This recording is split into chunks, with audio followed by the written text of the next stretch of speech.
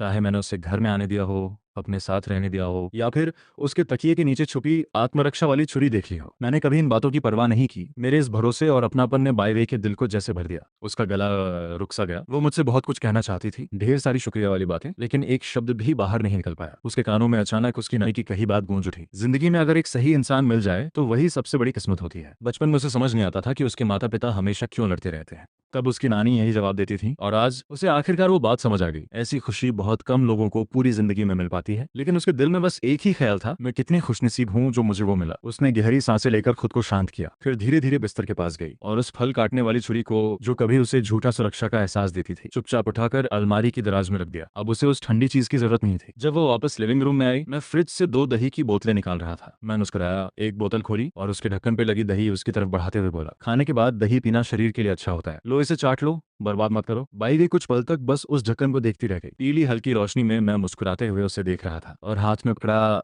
ढक्कन हल्के से हिला रहा था। उसके कान लाल हो गए। वह धीरे से झुकी और जैसे ही उसकी जीभ ने दही को छुआ, हल्की मीठी खट्टी स्वाद उसकी जुबान पर फैल गई। उसे ऐसे देखना जैसे कोई छोटी बिल्ली मासूमियत से दूध चाट रही हो, मुझे कुछ देर के लिए खो जाने पर मजबूर कर गया। मैं हंसते हुए बोला, मुझे लगा तुम्हें प्लेन फ्लेवर पसंद नहीं आएगा, इसलिए तुम्हारे लिए मीठा वाला खोला। कैसा लगा? बहुत अच्छा। मैंने अपनी बोतल खोली और एक ही सांस में पीने लगा। वह अचानक मेरे होठों के पास लगी दही देख बैठी, फिर बिना सोचे टिश्यू उठाया और धीरे से मेरे होंठ साफ कर दिए। लेकिन जैसे ही उसे एहसास हुआ कि उसने क्या किया है, वह तुरंत पीछे हट गई, शर्माते हुए वापस सोफे पर बैठ गई और दोनों हाथ से बोतल पकड़कर धीरे धीरे दही पीने लगी। ऊपर से वह शांत दिख रही थी, लेकिन मुझे साफ पता था उसका पूरा ध्यान मुझ पर ही था। मैं मजे लेते हुए उसे देखता रहा। मेरी नजर उसके हल्के कांपते घुटनों से होती हुई उसकी गर्दन तक पहुंची और वह शर्म से अपने खुले टखनों को आपस में रगड़ने लगी। उसकी घबराहट मुझे साफ दिखाई दे रही थी और वो मुझे बेहद प्यारी लग रही थी। मैं मुस्कुराते हुए उसके पास जाकर बैठ गया। मिस मेड, क्या मैं तुम्हारे कंधे पर सिर रखकर थोड़ी देर सो सकता हूँ? खाना खाने के बाद सीधे लेटने में मजा नहीं आता, बस किसी का सहारा मिल जाए तो अच्छा लगेगा। बाई वे ने शर्माते हुए धीरे से सर हिलाया। जैसे ही मैं उसके कंधे पर झुका, मेरे बाल उसकी गर्दन को छू गए। उसका पूरा शरीर अचानक सख्त हो गया, जैसे उसकी नसों में बहता खून भी रुक गया हो। मेरी सांसें उसकी गर्दन को छू रही थीं और वह बस अपनी सांसों को रोककर मेरी लय के साथ खुद को ढालने की कोशिश कर रही थी। ये 5 मिनट उसके लिए बेहद छोटे भी थे और बेहद लंबे भी। खिड़की से आती हवा उसके बालों को उड़ा रही थी। कुछ लटें मेरे माथे पर आकर गिर गईं। मैंने हल्का सा भौहें सिकोड़ ली। वह शरारत से मुस्कुराई और अपनी उंगलियों से बाल हटाकर मेरे माथे पर हल्के हल्के घुमाने लगी। लेकिन तभी मैं अचानक कर बदल गया और मेरा माथा सीधे उसके गालों से चला। मेरा आधा सिर तो उसके सीने पर टिक गया था। अचानक मुझे एक हल्की सी खास खुशबू महसूस हुई। मैं झटके से जाग गया और जैसे ही अपनी हालत समझ आई, तुरंत सीधा बैठ गया। सॉरी सॉरी, मैं सच में सो गया था। मैं घबराकर जल्दी से अलग हो गया। वह हल्का सा मुस्कुराई। तुम हमेशा कहते रहते हो कि तुम्हारी नींद पूरी नहीं होती, लेकिन मुझे लगता है तुम्हारी हालत भी कुछ अलग नहीं है। अगर तुम मेरे सहारे इतनी जल्दी सो गए तो थोड़ा और सो लेते। उसकी हथेली धीरे से मेरे गाल पर टिक गई। उस स्पर्श में एक अजीब सी नरमी थी जो दिल को सुकून दे रही थी। मैं मुस्कुराया और बिना कुछ कहे दोबारा आंख बंद कर ली। पिछले जन्म में एक क्रिमिनल पुलिस ऑफिसर होने की वजह से मुझे हर पल सतर्क रहना पड़ता था। मेरी नींद हमेशा बहुत हल्की रहती थी, लेकिन ये पहली बार था जब मैं किसी के पास इतना जल्दी और इतनी शांति से सो गया था। धीरे धीरे हवा की ठंडी लहरों के बीच बाय वे भी मेरे कंधे से टिककर सो गई। पता नहीं कब मैं पूरी तरह लेट गया था। मेरा सिर उसकी मुलायम गोद पर टिका हुआ था और मैं करवट लेकर उसे ऐसे पकड़े हुए था जैसे कोई तकिया पकड़कर सोता है। मेरे दोनों हाथ उसकी पतली कमर को कसकर थामे हुए थे। जब बाय वे की आंख खुली और उसने ये दृश्य देखा तो उसका चेहरा तुरंत लाल हो गया, लेकिन उसने मुझे हटाया नहीं। उल्टा उसने धीरे से अपना हाथ मेरी पीठ पर रख दिया, मुझे ऐसे मासूमियत से उससे लिपटा देख उसका दिल जैसे पूरी तरह पिघल गया। तभी अचानक अलार्म बज उठा। मैं झटके से नींद से जाग गया। जैसे ही एहसास हुआ कि मैं किसी नरम चीज को पकड़े हुए हूँ और मेरा सिर उसकी गोद में रखा है, मैं डरकर तुरंत सोफे से नीचे कूद पड़ा। अरे सावधान, मैं सिर खुजलाते हुए शर्मिंदा आवाज में बोला। मेरी सोने की आदत इतनी खराब कब से हो गई? मेरी हालत बिल्कुल बेवकूफों जैसी लग रही थी। मैं तुरंत भागकर वॉशरूम गया और चेहरे पर पानी मारा। जब वापस बाहर आया तो देखा बाई मुस्कुराते हुए मुझे देख रही थी। उसे मेरी हरकतों से जरा भी बुरा नहीं लगा था। तब जाकर मैंने राहत की सांस ली। सच कहूं तो मुझे डर था कि कहीं मेरी जरूरत से ज्यादा नजदीकी उसे असहज न कर दे, लेकिन अब उसकी फीलिंग साफ समझ आ चुकी थी और उसी पर मैंने मन में एक फैसला कर लिया। चलो तुम्हारे घर चलते हैं, तुम्हारा सामान ले आते हैं। शाम धीरे धीरे ढल रही थी। डूबते सूरज की नारंगी रोशनी ने बाय वे के पुराने अपार्टमेंट बिल्डिंग को एक भारी और उदास रंग में रंग दिया था। जैसे जैसे हम उसके घर के करीब पहुंच रहे थे, मैं साफ महसूस कर सकता था कि उसके कदम और भी भारी होते जा रहे थे। उसकी चाल कठोर हो चुकी थी, यहाँ तक कि उस शांत सीढ़ियों वाले गलियारे में उसकी धड़कनों की आवाज तक सुनाई दे रही थी। कुछ पड़ोसी आते जाते हमें बार बार घूर रहे थे। नीचे रहने वाली एक औरत हंसते हुए बोली, अरे शावे, तुम्हारा बॉयफ्रेंड तो बड़ा हैंडसम निकला। बाई वे का चेहरा तुरंत लाल हो गया, लेकिन उसने विरोध नहीं किया, बस सिर और नीचे झुका लिया। मैंने उन फालतू बातों पर ध्यान ही नहीं दिया। उसका हाथ पकड़कर सीधे चौथी मंजिल तक ले गया। उसे खुद भी एहसास नहीं हुआ कि पूरे रास्ते उसने मुझे रास्ता नहीं दिखाया। फिर भी मैं बिना गलती किए सीधे उसके घर के सामने आकर रुक गया। 402 नंबर के दरवाजे के सामने पहुंचकर बाई वे ने कांपते हाथों से चाबी निकाली, लेकिन डर की वजह से उसका हाथ इतना कांप रहा था कि चाबी बार बार की होल से टकराकर हट जा रही थी। मैं समझ सकता था उसके लिए उस दरवाजे का खुलना कितना भारी था। उसका दिमाग पूरी तरह खाली हो चुका था। उसे खुद नहीं पता था दरवाजे के पीछे उसका इंतजार क्या कर रहा है। उसे यूं जमे खड़े देखकर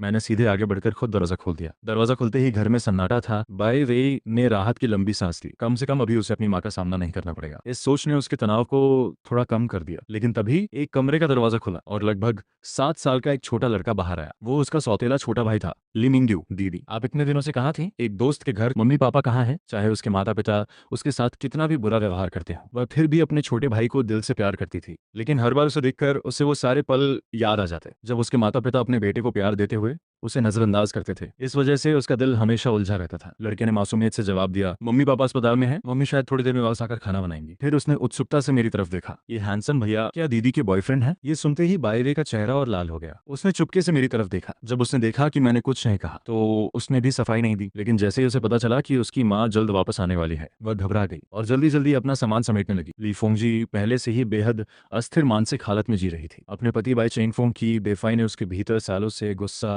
दर्द और असुरक्षा भर दी थी। वो बाहर से भले सामान्य दिखती हो, लेकिन अंदर ही अंदर धीरे धीरे टूट चुकी थी। उस रात जब उसने बायरे का फोन उठाया तो शुरुआत में उसका इरादा सिर्फ यूं ही देखने का था, लेकिन अगले ही पल उसकी उंगलियां गैलरी में जाकर रुक गईं। स्क्रीन पर मेरी कई तस्वीरें थी। कुछ तस्वीरें दूर से चुपके से ली गई थी, कुछ क्लासरूम की थीं और कुछ में मैं बस सामान्य तरीके से मुस्कुरा रहा था। लेकिन उन तस्वीरों में छिपी बायरे की भावनाएं किसी से छिप नहीं सकती थी। उन्हें देखते ही ली फेंजी की आंखों का रंग बदल गया, जैसे उसके भीतर दबा हुआ कोई घाव अचानक फिर से फट गया हो। उसकी सांसें भारी होने लगी, उंगलियां कांपने लगी और फिर वो पूरी तरह फट पड़ी। शर्म नहीं आती तुम्हें? उसकी चीख पूरे घर में गूंज उठी। तुम भी बिल्कुल अपने बाप जैसी निकली। बायरे वहीं जड़ होकर खड़ी रह गई। उसका चेहरा एकदम सफेद पड़ चुका था। वह समझाने की कोशिश करना चाहती थी, लेकिन ली फोंगजी उसे बोलने का मौका ही नहीं दे रही थी। सालों से जमा दर्द, विश्वासघात और नफरत सब उस पर बाईवे पर टूट पड़े। वह लगातार चीखती रही। उसकी आवाज में सिर्फ गुस्सा नहीं था, बल्कि एक टूटी हुई औरत की पागलपन भरी चीख थी। मर्दों पर भरोसा करोगी, अंत में वो तुम्हें भी फेंक देगा। सब एक जैसे होते हैं। बाईवे की आंखें लाल हो चुकी थीं, आंसू लगातार बह रहे थे, लेकिन उसने पलटकर एक शब्द भी नहीं कहा। उसकी चुप्पी ने ली फोंगजी को और भड़का दिया। अचानक उसने डाइनिंग टेबल पर रखा फ्रूट नाइफ उठा लिया। उसकी आंखों में उस समय डरावनी सनक भरी हुई थी। मैं तुम्हारा चेहरा बर्बाद कर दूंगी। वह लगभग चीखते हुए बाईवे की तरफ बढ़ी। बाईवे डर के मारे पीछे हट गई।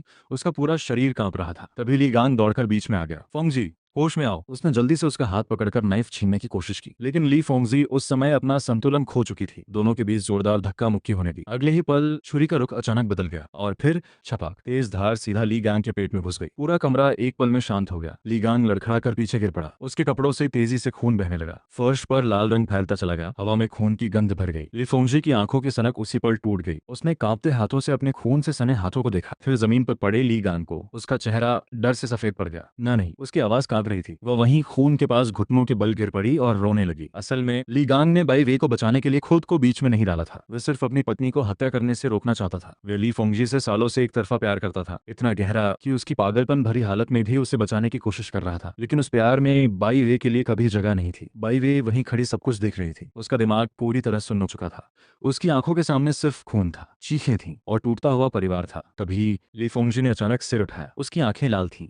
उसने बायवे को ऐसे घूरा मानो सारी बर्बादी की वजह वही हो। फिर वह हिस्टेरिकली चीखी, तू अपशकुनी है, दूर हो जा मेरी नजरों से, जितना दूर जा सकती है चली जा। उस रात बिना पैसे, बिना किसी सहारे बाईवे को घर से निकाल दिया गया। बाहर मूसलाधार बारिश हो रही थी। वह अकेली सड़क पर खड़ी थी। बारिश का पानी उसके कपड़ों से टपक रहा था, लेकिन उससे कहीं ज्यादा ठंड उसके दिल के अंदर उतर चुकी थी। मैंने उन दर्दनाक यादों को सिर झटक कर दिमाग से बाहर निकालने की कोशिश की। कमरे में कुछ पल तक भारी सन्नाटा छाया रहा। बाईवे ने जल्दी से अपने छोटे भाई ली मिंग्यू को वापस कमरे में जाकर होमवर्क करने को कहा। लड़का मासूमियत से सिर हिलाकर अंदर चला गया। उसके जाते ही बाई वे ने धीरे से मेरा हाथ पकड़ा और मुझे अपने कमरे में ले गई। कमरे में हल्की सी किताबों और पुराने परफ्यूम की मिलीजुली खुशबू थी। यह कमरा बहुत साधारण था, लेकिन हर चीज बेहद साफ सुथरी और करीने से रखी हुई थी। बाई वे ने जल्दी से बिस्तर के नीचे रखा एक गुलाबी सूटकेस बाहर निकाला, फिर घबराहट में कपड़े समेटने लगी। उसकी हर हरकत में जल्दबाजी साफ दिखाई दे रही थी, मानो वह डर रही हो कि अगले ही पल उसकी माँ वापस आ जाएगी। मैं चुपचाप कमरे में नजर दौड़ाता रहा। तभी मेरी नजर दराज में रखी एक छोटी सी डायरी पर जाकर ठहर गई। डायरी पर छोटा सा लॉक लगा हुआ था। उसे देखते ही मेरे मन में पिछले जन्म की यादें तैर गईं।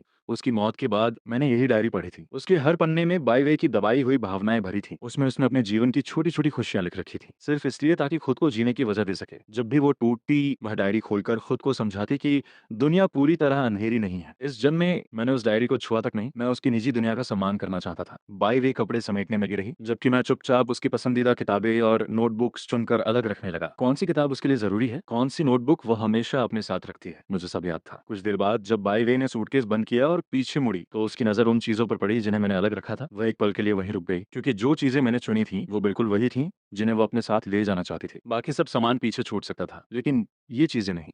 उसकी आंखों में हल्की नमी उभर आई। उसे अचानक एहसास हुआ जिस तरह वह चुपचाप मुझे देखती और समझती रही थी, उसी तरह मैं भी हमेशा उसे ध्यान से देखता आया था। उसने धीरे से होंठ काटे, फिर नजरें झुका ली। कमरे का माहौल अचानक बेहद नरम हो गया। सामान पैक करने के बाद बाई वे ने मेज से एक कागज उठाया। कुछ पल सोचने के बाद उसने उस पर छोटे छोटे शब्दों में एक नोट लिखा। उसकी उंगलियां लिखते समय हल्के से कांप रही थी। शायद उसके दिल में अभी भी अपनी माँ के लिए उम्मीद का एक छोटा हिस्सा बाकी था। नोट लिखने के बाद उसने उसे फोल्ड किया और बाहर डाइनिंग टेबल पर रख दिया। फिर उसने सूटकेस का हैंडल पकड़ा और मेरी तरफ देखा। उसकी आंखों में डर भी था, लेकिन साथ ही एक फैसला भी। हम दोनों दरवाजे की तरफ बढ़े ही थे कि अचानक मेन डोर का लॉक घूमने की आवाज आई। अगले ही पल दरवाजा धीरे धीरे खुला और सामने ली फौजी खड़ी थी। पूरा माहौल एक पल में जम गया। बाईवे का चेहरा सफेद पड़ गया। उसकी उंगलियां सूटकेस के हैंडल पर कस गईं, जबकि ली फौजी भी दरवाजे पर खड़ी हमें देखती रह गई। कुछ सेकंड तक घर में मौत जैसा सन्नाटा छाया रहा। तभी कमरे के अंदर से छोटे ली मिंग्यू की आवाज आई, मम्मी मुझे भूख लगी है। उस मासूम आवाज ने कमरे में जमी हुई डरावनी खामोशी को तोड़ दिया। ली फोंगजी ने गहरी सांस ली। उसने अपने चेहरे पर जबरदस्ती नरमी लाई, फिर बेटे की तरफ मुड़कर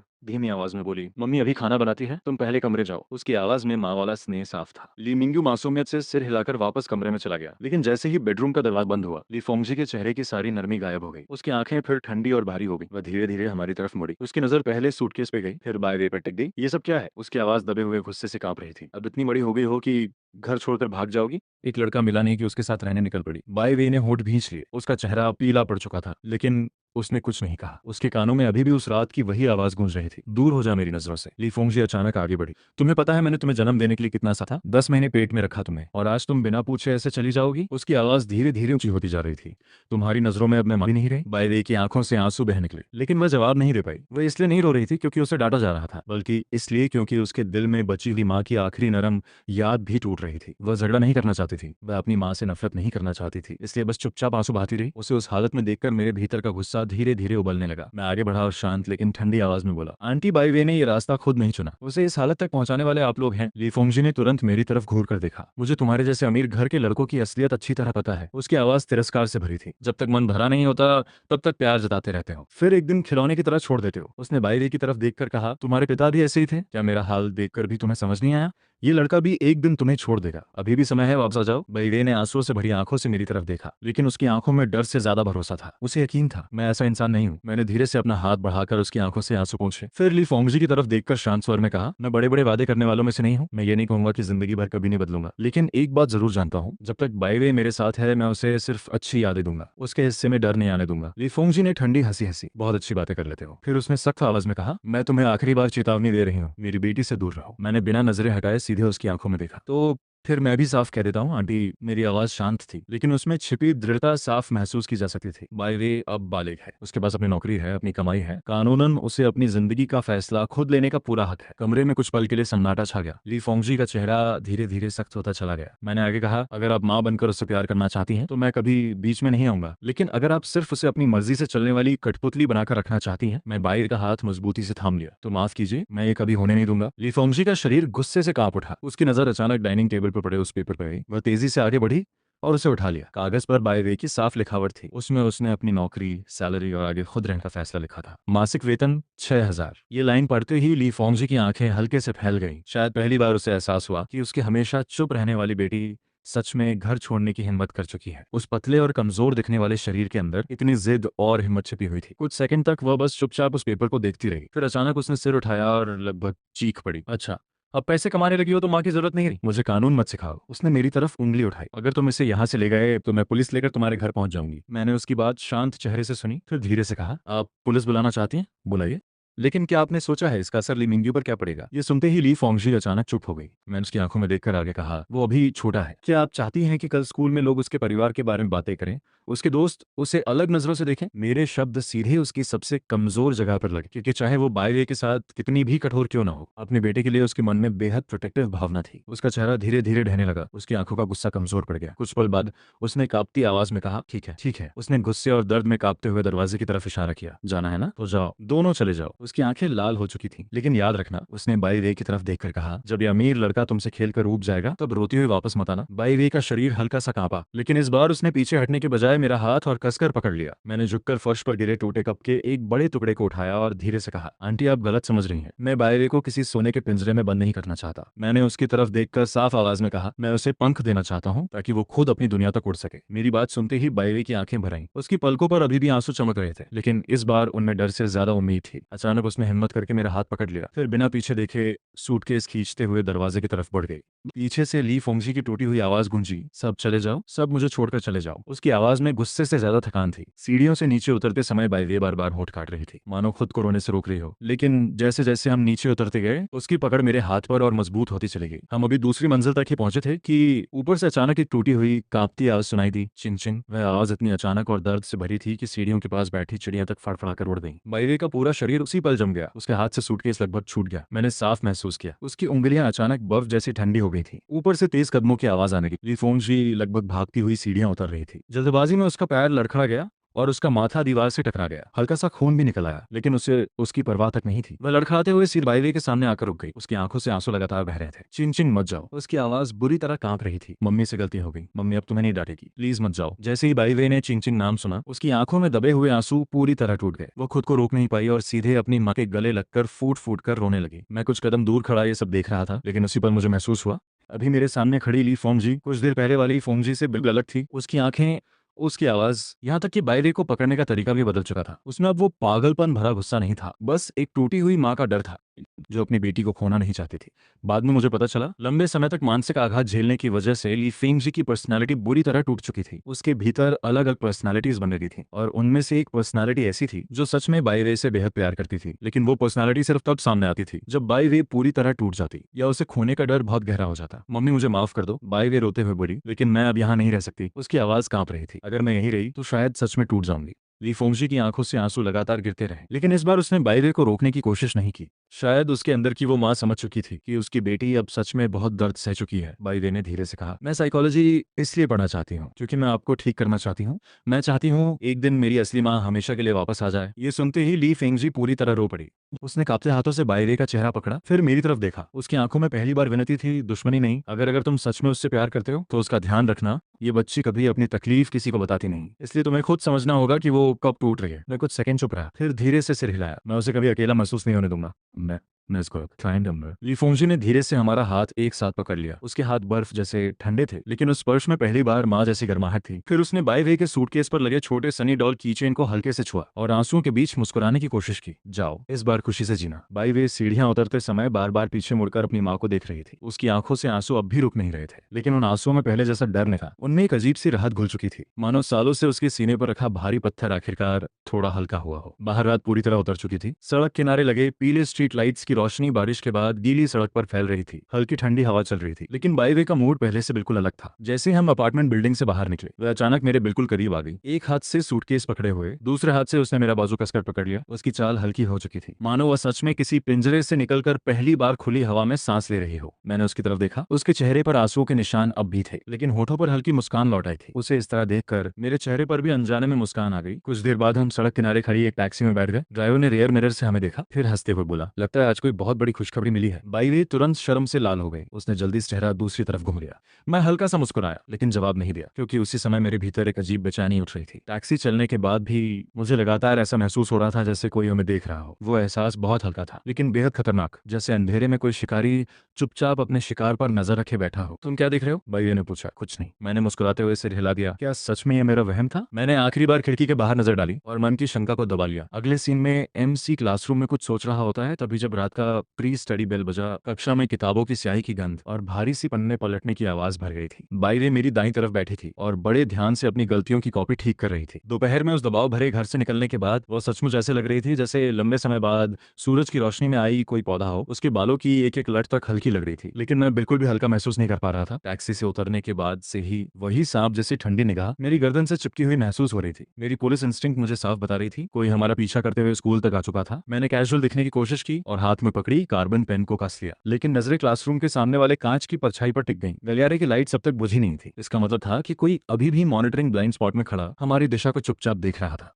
नानचिंग इस फिजिक्स क्वेश्चन में मैग्नीट्यूड एनालिसिस करते समय मुझे लगता है एक फ्रिक्शन फैक्टर छूट गया है, जरा देखोगे? वो मेरे पास झुकते हुए बोली। उसके पास हल्की सी सिट्रस की खुशबू थी। मैंने उसका रफ पेपर लिया और उसी पल सामने वाले कांच में काले रेनकोट पहने एक परछाई की झलक पकड़ ली। वो परछाई तुरंत दीवार के पीछे सिमट गई। तुमने यहाँ इंक्लाइन की स्टैटिक फ्रिक्शन को नजरअंदाज किया है, लेकिन ये क्वेश्चन अभी तक इतना कठिन भी नहीं है, मैंने धीमे से कहा। फिर उसकी ओर झुककर बोला, अगले 5 मिनट में चाहे कुछ भी हो जाए तुम अपनी सीट से बिल्कुल मत उठना। कुछ हुआ है क्या? उसकी आवाज में घबराहट थी। तुम कहाँ जा रहे हो? डर मत, मैं बस एक ऐसे आदमी को पकड़ने जा रहा हूँ जो बहुत देर से हमारा पीछा कर रहा है। याद रखना, क्लासरूम में लोग ज्यादा हैं, तुम्हारे लिए अभी सबसे सुरक्षित जगह यही है। मैंने उसे जवाब देने का मौका दिए बिना अचानक कुर्सी खींची और पीछे के दरवाजे से बाहर निकल गया। गलियारे में कदम रखते ही मेरे चेहरे की नरमी पूरी तरह गायब हो गई। उसकी जगह वही ठंडापन आ गया जो पिछली जिंदगी में एक सीरियल किलर को देखकर भी नहीं कांपता था। मैंने जानबूझकर अपने कदम भारी किए और गलियारे के सबसे सुनसान हिस्से यानी साइंस बिल्डिंग की तरफ बढ़ने लगा। वहां रोशनी कम थी और सीसीटीवी भी काफी समय से खराब था। अगर वो पीछा करने वाला कुछ करने की सोच रहा था तो वही जगह उसके लिए सबसे अच्छा शिकार मैदान थी। जैसे ही मैं साइंस बिल्डिंग को जोड़ने वाले ठंडे और अंधेरे कॉरिडोर में पहुंचा, पीछे से बेहद हल्की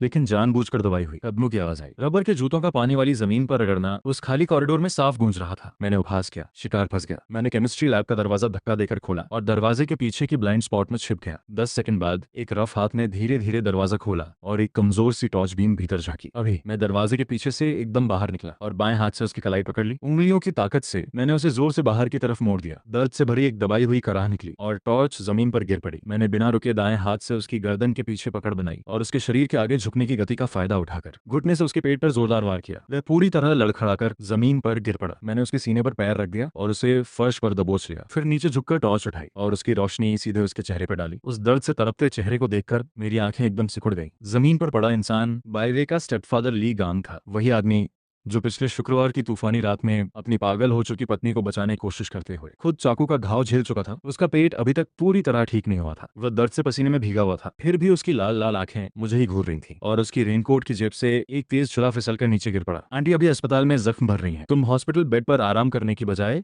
अधजले घाव के साथ स्कूल में मेरा पीछा करने क्यों आए? तुम आखिर चाहते क्या हो? तुम उसका इतना बचाव क्यों कर रहे हो? उसकी हालत देखकर पिछली जिंदगी के सारे टूटे हुए क्लूज एक ही पल में फिर से आपस में जुड़ने लगे। उस तूफानी रात की धुंधली तस्वीर मेरे दिमाग में फिर से जिंदा हो गई। क्या उस रात बारिश में काला रेनकोट पहने और सीसीटीवी से बचकर बाईवे को मारने वाला असली कातिल कोई सड़क छाप गुंडा नहीं बल्कि यही पत्नी के लिए पागल हो चुका स्टेपफादर था? क्या उस रात वह भी आज की तरह अस्पताल से चुपचाप निकलकर बाईवे के पीछे लग गया था? मैंने एक पल भी देर नहीं की, सीधे पुलिस को कॉल कर दिया। हत्या की कोशिश और चाकू लेकर पीछा करने के आरोप में ली गांग को पुलिस गाड़ी में बैठा दिया गया। लेकिन गाड़ी के जाते ही मेरे सीने में खिंची हुई नस ढीली नहीं पड़ी। अगली सुबह मैंने आधा दिन की छुट्टी ले ली और अपने पिता की सिटी कनेक्शंस का इस्तेमाल करके हॉस्पिटल में फैमिली वेरिफिकेशन के बहाने मॉनिटरिंग रूम तक पहुंच गया। मैं अभी पूरी तरह निश्चित नहीं हो सकता था कि वही असली कातिल है। आखिर पिछले जन्म में जांच के दौरान उसकी मोटिव को पहले ही नकार दिया गया था और उसके पास एक साफ एलिबी भी था। मुझे खुद अपनी आंखों से देखा था कि पिछले शुक्रवार की रात वो असल में कर क्या रहा था। भाई कृपा करके पिछले शुक्रवार रात 8 से 10 बजे तक इमरजेंसी ऑपरेशन कॉरिडोर की फुटेज दिखा दो। स्क्रीन पर फुटेज बदलती रही। 8:15 पर खून से लथपथ ली गांग को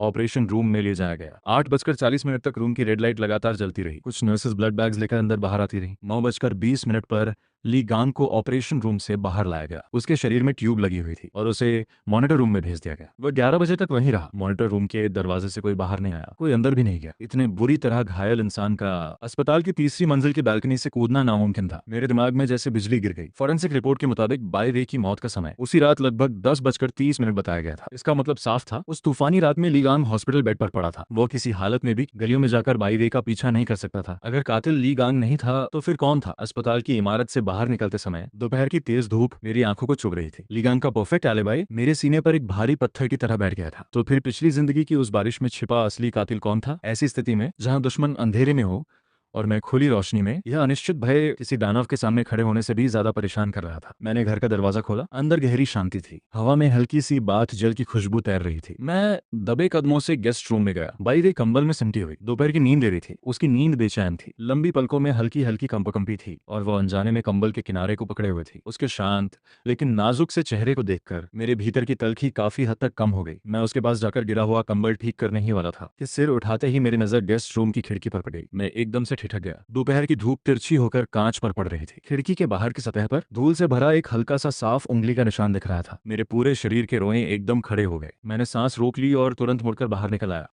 घर के बाहर लगे ग्रीनरी वाले हिस्से तक गया और वाकई गेस्ट रूम की खिड़की के नीचे ग्रास के किनारे कुछ पौधे तिरछे कुचले हुए थे। मिट्टी पर बिखरे हुए कदमों के निशान साफ दिख रहे थे। उन निशानों की दिशा बिल्कुल उसी खिड़की की तरफ थी जहाँ बाय वे अभी अभी सो रही थी। मेरा दिल अचानक तेजी से धड़कने लगा। वह इंसान अभी यहीं खड़ा था। उसने कांच पर हाथ रखा था। पतले से कांच के उस पार से वह भीतर सोती हुई लड़की को घूर रहा था। जो खतरे का एहसास मेरे भीतर भर उठा। उसने जैसे मुझे लहर की तरह घेर लिया। वह यहाँ तक पीछा करते हुए आ गया था। हालांकि सोसाइटी में सिक्योरिटी गार्ड था, लेकिन जानबूझकर छिपे हुए किसी घातक दुश्मन को रोकना आसान नहीं था। मैं अब यूं ही हाथ पर हाथ धरकर नहीं बैठ सकता था। उस दोपहर मैंने सीधे डिजिटल मार्केट जाकर 3 बड़े बॉक्सेस टॉप ग्रेड इक्विपमेंट के खरीद लिए। Night vision, infrared, HD cameras, window vibration sensing alarms और कई दूसरे सिक्योरिटी डिवाइसेस। मैंने खुद ही घर के चारों तरफ और हॉल के अंदर वायरिंग खींचना शुरू कर दिया। बाय वे दोपहर की नींद से जागी और बाहर निकलकर हैरानी से बोली, तुम क्या कर रहे हो? इतने सारे कैमरा क्यों लगा रहे हो? मैंने बिना किसी हिचक के जवाब दिया, मुझे थोड़ा पैरानोया है। नीचे वाला फ्लोर आसान तो है, लेकिन सिक्योरिटी जितनी ज्यादा हो, चोरों से बचाव उतना ही अच्छा रहता है। जरा सीढ़ी पकड़ा दो। तुम्हें डर नहीं लगता कि घर में मैं सुरक्षित हूँ?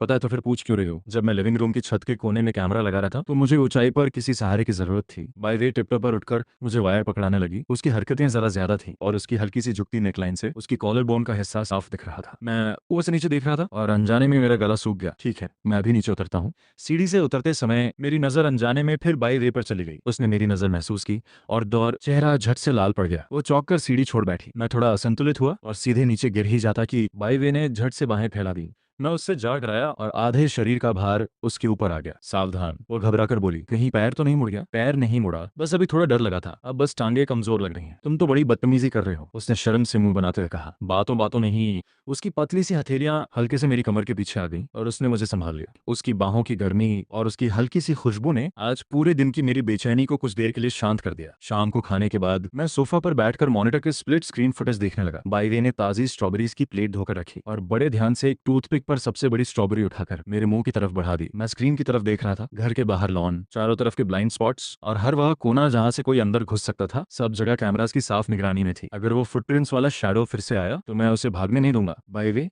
घर में मेरे अलावा जो भी डोर खोले किसी के लिए मत खोलना, किसी के लिए भी नहीं, समझ गई? दोपहर की धूप से गर्म हुई सड़क पर हम स्कूल की तरफ चल रहे थे। बाय वे मेरे साथ चलते हुए कभी कभी अपने स्कूल बैग की स्ट्रैप ठीक करती और कभी दिन भर के रॉन्ग क्वेश्चंस के बारे में बताती, लेकिन मैं जरा भी हल्का महसूस नहीं कर पा रहा था। घर से निकलते ही वही सांप जैसी सुई चुभने वाली निगाह मेरी गर्दन से चिपक गई थी। अंदर की तरफ चलो, बाहर गाड़ियां ज्यादा हैं। मैंने कहा, तुम्हें क्या हुआ? हथेली तो पूरी तरह पसीने से भीग गई है। कुछ नहीं, दोपहर में ये कैमरास वगैरह लगाते समय आराम नहीं मिला। चलो जल्दी। पहली क्लास टीचर की थी। लेट होने पर डांट पड़ती। मैं बाहर से शांत दिख रहा था, लेकिन नजरें सड़क किनारे की दुकानों और ग्रीनरी के ब्लाइंड कॉर्नर्स पर लगातार घूम रही थी। कोई नहीं था। फिर भी वो चिकनी सी जहरीले सांप जैसी अनुभूति झूठ नहीं बोल सकती थी। जैसे ही हम स्कूल गेट में घुसे, जियांग यन की वही तेज चिल्लाती आवाज बिल्डिंग की छाया से गूंज उठी। वह भागता हुआ मेरे सामने आया। चेहरा एक्साइटमेंट से लाल था और बोलते बोलते हाँफ रहा था, गुनाचंग भाई तू कमाल है। तूने जो फ्यूजिटिव वाली क्लू दी थी वो सच निकली। पुलिस डिपार्टमेंट में तो तहलका मच गया है। वही निकला जो 3 प्रांतों में कई लोगों की जान लेकर भाग रहा था। पकड़ा गया? ये सुनते ही जियांग यान का जोश आधा उतर गया। वहां की जगह सच में अजीब थी। पुलिस ने पूरा पुराना इलाका सील कर दिया, चारों तरफ से घेर लिया, लेकिन हम तो पास तक नहीं जा पाए और वो आदमी ऐसे गायब हुआ जैसे धरती निकल गई हो। सुना है उसकी एंटी सर्वेलेंस क्षमता बहुत ज्यादा थी। घेरा सिकुड़ने से कुछ मिनट पहले ही वो गंदे नाले में कूदकर सीवर से भाग निकला। मेरे मन में अचानक ठंड उतर आई। जियांग यान की बातों ने मेरी सारी उम्मीदें जैसे एक झटके में चीर दी। पिछली जिंदगी का सीरियल किलर भले बाय वे की मौत से सीधे जुड़ा ना हो, लेकिन वो एक खतरनाक,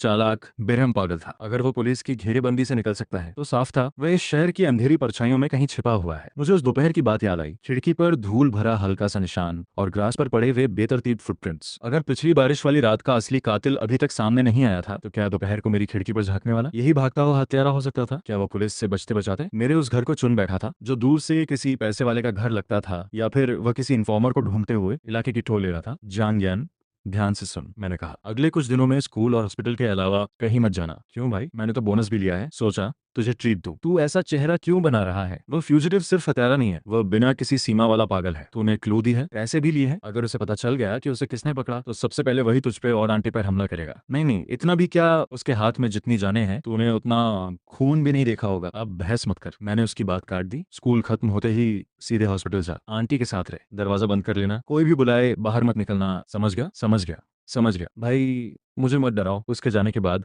मैं कॉरिडोर की छाया में खड़ा रहा और क्लासरूम में शांत बैठी बाय वे को देखता रहा। मेरी पीठ में ठंड उतर आई। वीगान की सस्पेशन साफ हो चुकी थी। असली बारिश वाली रात का मर्डरर अभी भी अंधेरे में था और अब बाहर भागा हुआ सीरियल किलर भी किसी दूसरी कड़ी की तरह हमारे इर्द गिर्द घूम रहा था। ये दोनों अनजानी हत्यारी नियतें हमें चारों तरफ से घेर रही थी। मैंने जेब में रखा फोन छुआ। उस पर मेरे घर का मॉनिटर प्रोग्राम चुपचाप चल रहा था, चाहे बाहर की खिड़की पर दिखने वाले फुटप्रिंट्स किसके भी हों। अगर कोई फिर आया तो उसे इसकी कीमत चुकानी पड़ेगी। रात की सेल्फ स्टडी खत्म होने के बाद मैं और बाईवे साथ साथ घर लौट रहे थे। रात की हवा हल्की ठंडी थी, लेकिन बाईवे को शायद ये सफर बहुत पसंद आ रहा था। पूरा रास्ता वो छोटी छोटी बातें करती रही, क्लास की मजेदार घटनाएं, आज के क्वेश्चंस और टीचर्स की आदतें। उसकी आवाज में अब पहले जैसी घुटन नहीं थी। उसके हर शब्द में हल्कापन था। घर पहुंचते ही वो खुद ही एप्रन बांधकर किचन में चली गई। कुछ देर बाद 2 कटोरे गर्मा-गर्म टोमेटो एग नूडल्स और कुछ छोटे साइड डिशेस टेबल पर रख दिए गए। नानचेंग, जल्दी टेस्ट करो, आज मैंने तुम्हारे पसंद वाले फ्राइड एग्स भी बनाए हैं। जानबूझकर किनारे थोड़े क्रिस्पी रखे हैं। मैं मुस्कुराया। अगर तुम बनाओ तो जहर भी पूरा खा जाऊं। फिर शुरू हो गए। वह शर्माते हुए बोली, जल्दी खाओ,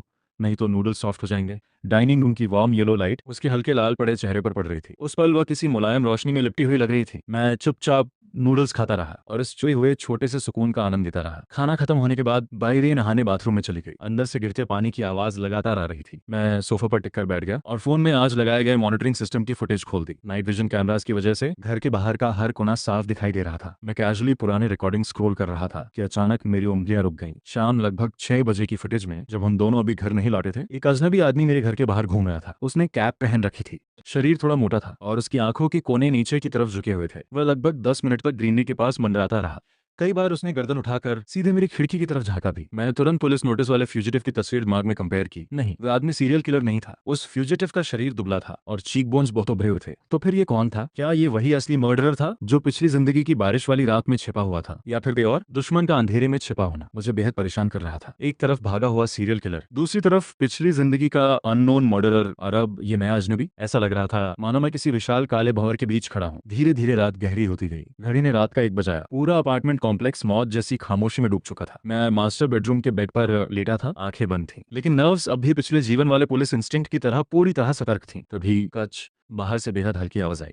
उसके तुरंत बाद धीरे धीरे दबाकर रखे गए कदमों की आहट सुनाई दी। कोई लिविंग रूम की बड़ी विंडो के पास आ रहा था। मेरी आंखें तुरंत खुल गईं। मैं बिना आवाज किए बेड से उतरा, दीवार से सटकर धीरे धीरे लिविंग रूम की शैडो तक पहुंचा। चांदनी की हल्की रोशनी में मैंने कर्टन के बीच की पतली दरार से बाहर देखा। एक दुबली सी काली परछाई मेरे घर की आउटर वॉल से चिपकी हुई थी। वह आदमी विंडो के पास हाथ फेर रहा था। ऐसा लग रहा था जैसे वह विंडो खोलने की कोशिश कर रहा हो। मेरे पूरे शरीर की मसल्स कस चुकी थी। अगर उसने एक भी गलत हरकत की तो मैं उसी पर बाहर निकलकर उसे गिरा देता, लेकिन मैंने खुद को रोका। मैं देखना चाहता था कि वह आखिर करना क्या चाहता है और क्या उसके साथ कोई दूसरा साथी भी है। करीब 2-3 मिनट तक वह शैडो बाहर खड़ी रही। फिर शायद उसे एहसास हो गया कि विंडो अंदर से लॉक है, या फिर उसे किसी खतरे की भनक मिल गई। वह अचानक मुड़ा और तेज कदमों से ग्रीनरी के अंधेरे में गायब हो गया। मैं इंस्टिंक्टिवली दरवाजा खोलकर उसके पीछे भागना चाहता था, लेकिन जैसे ही मेरा हाथ डोर नॉब तक पहुंचा, मैं रुक गया। मैं पीछे मुड़कर गेस्ट रूम का बंद दरवाजा देखा।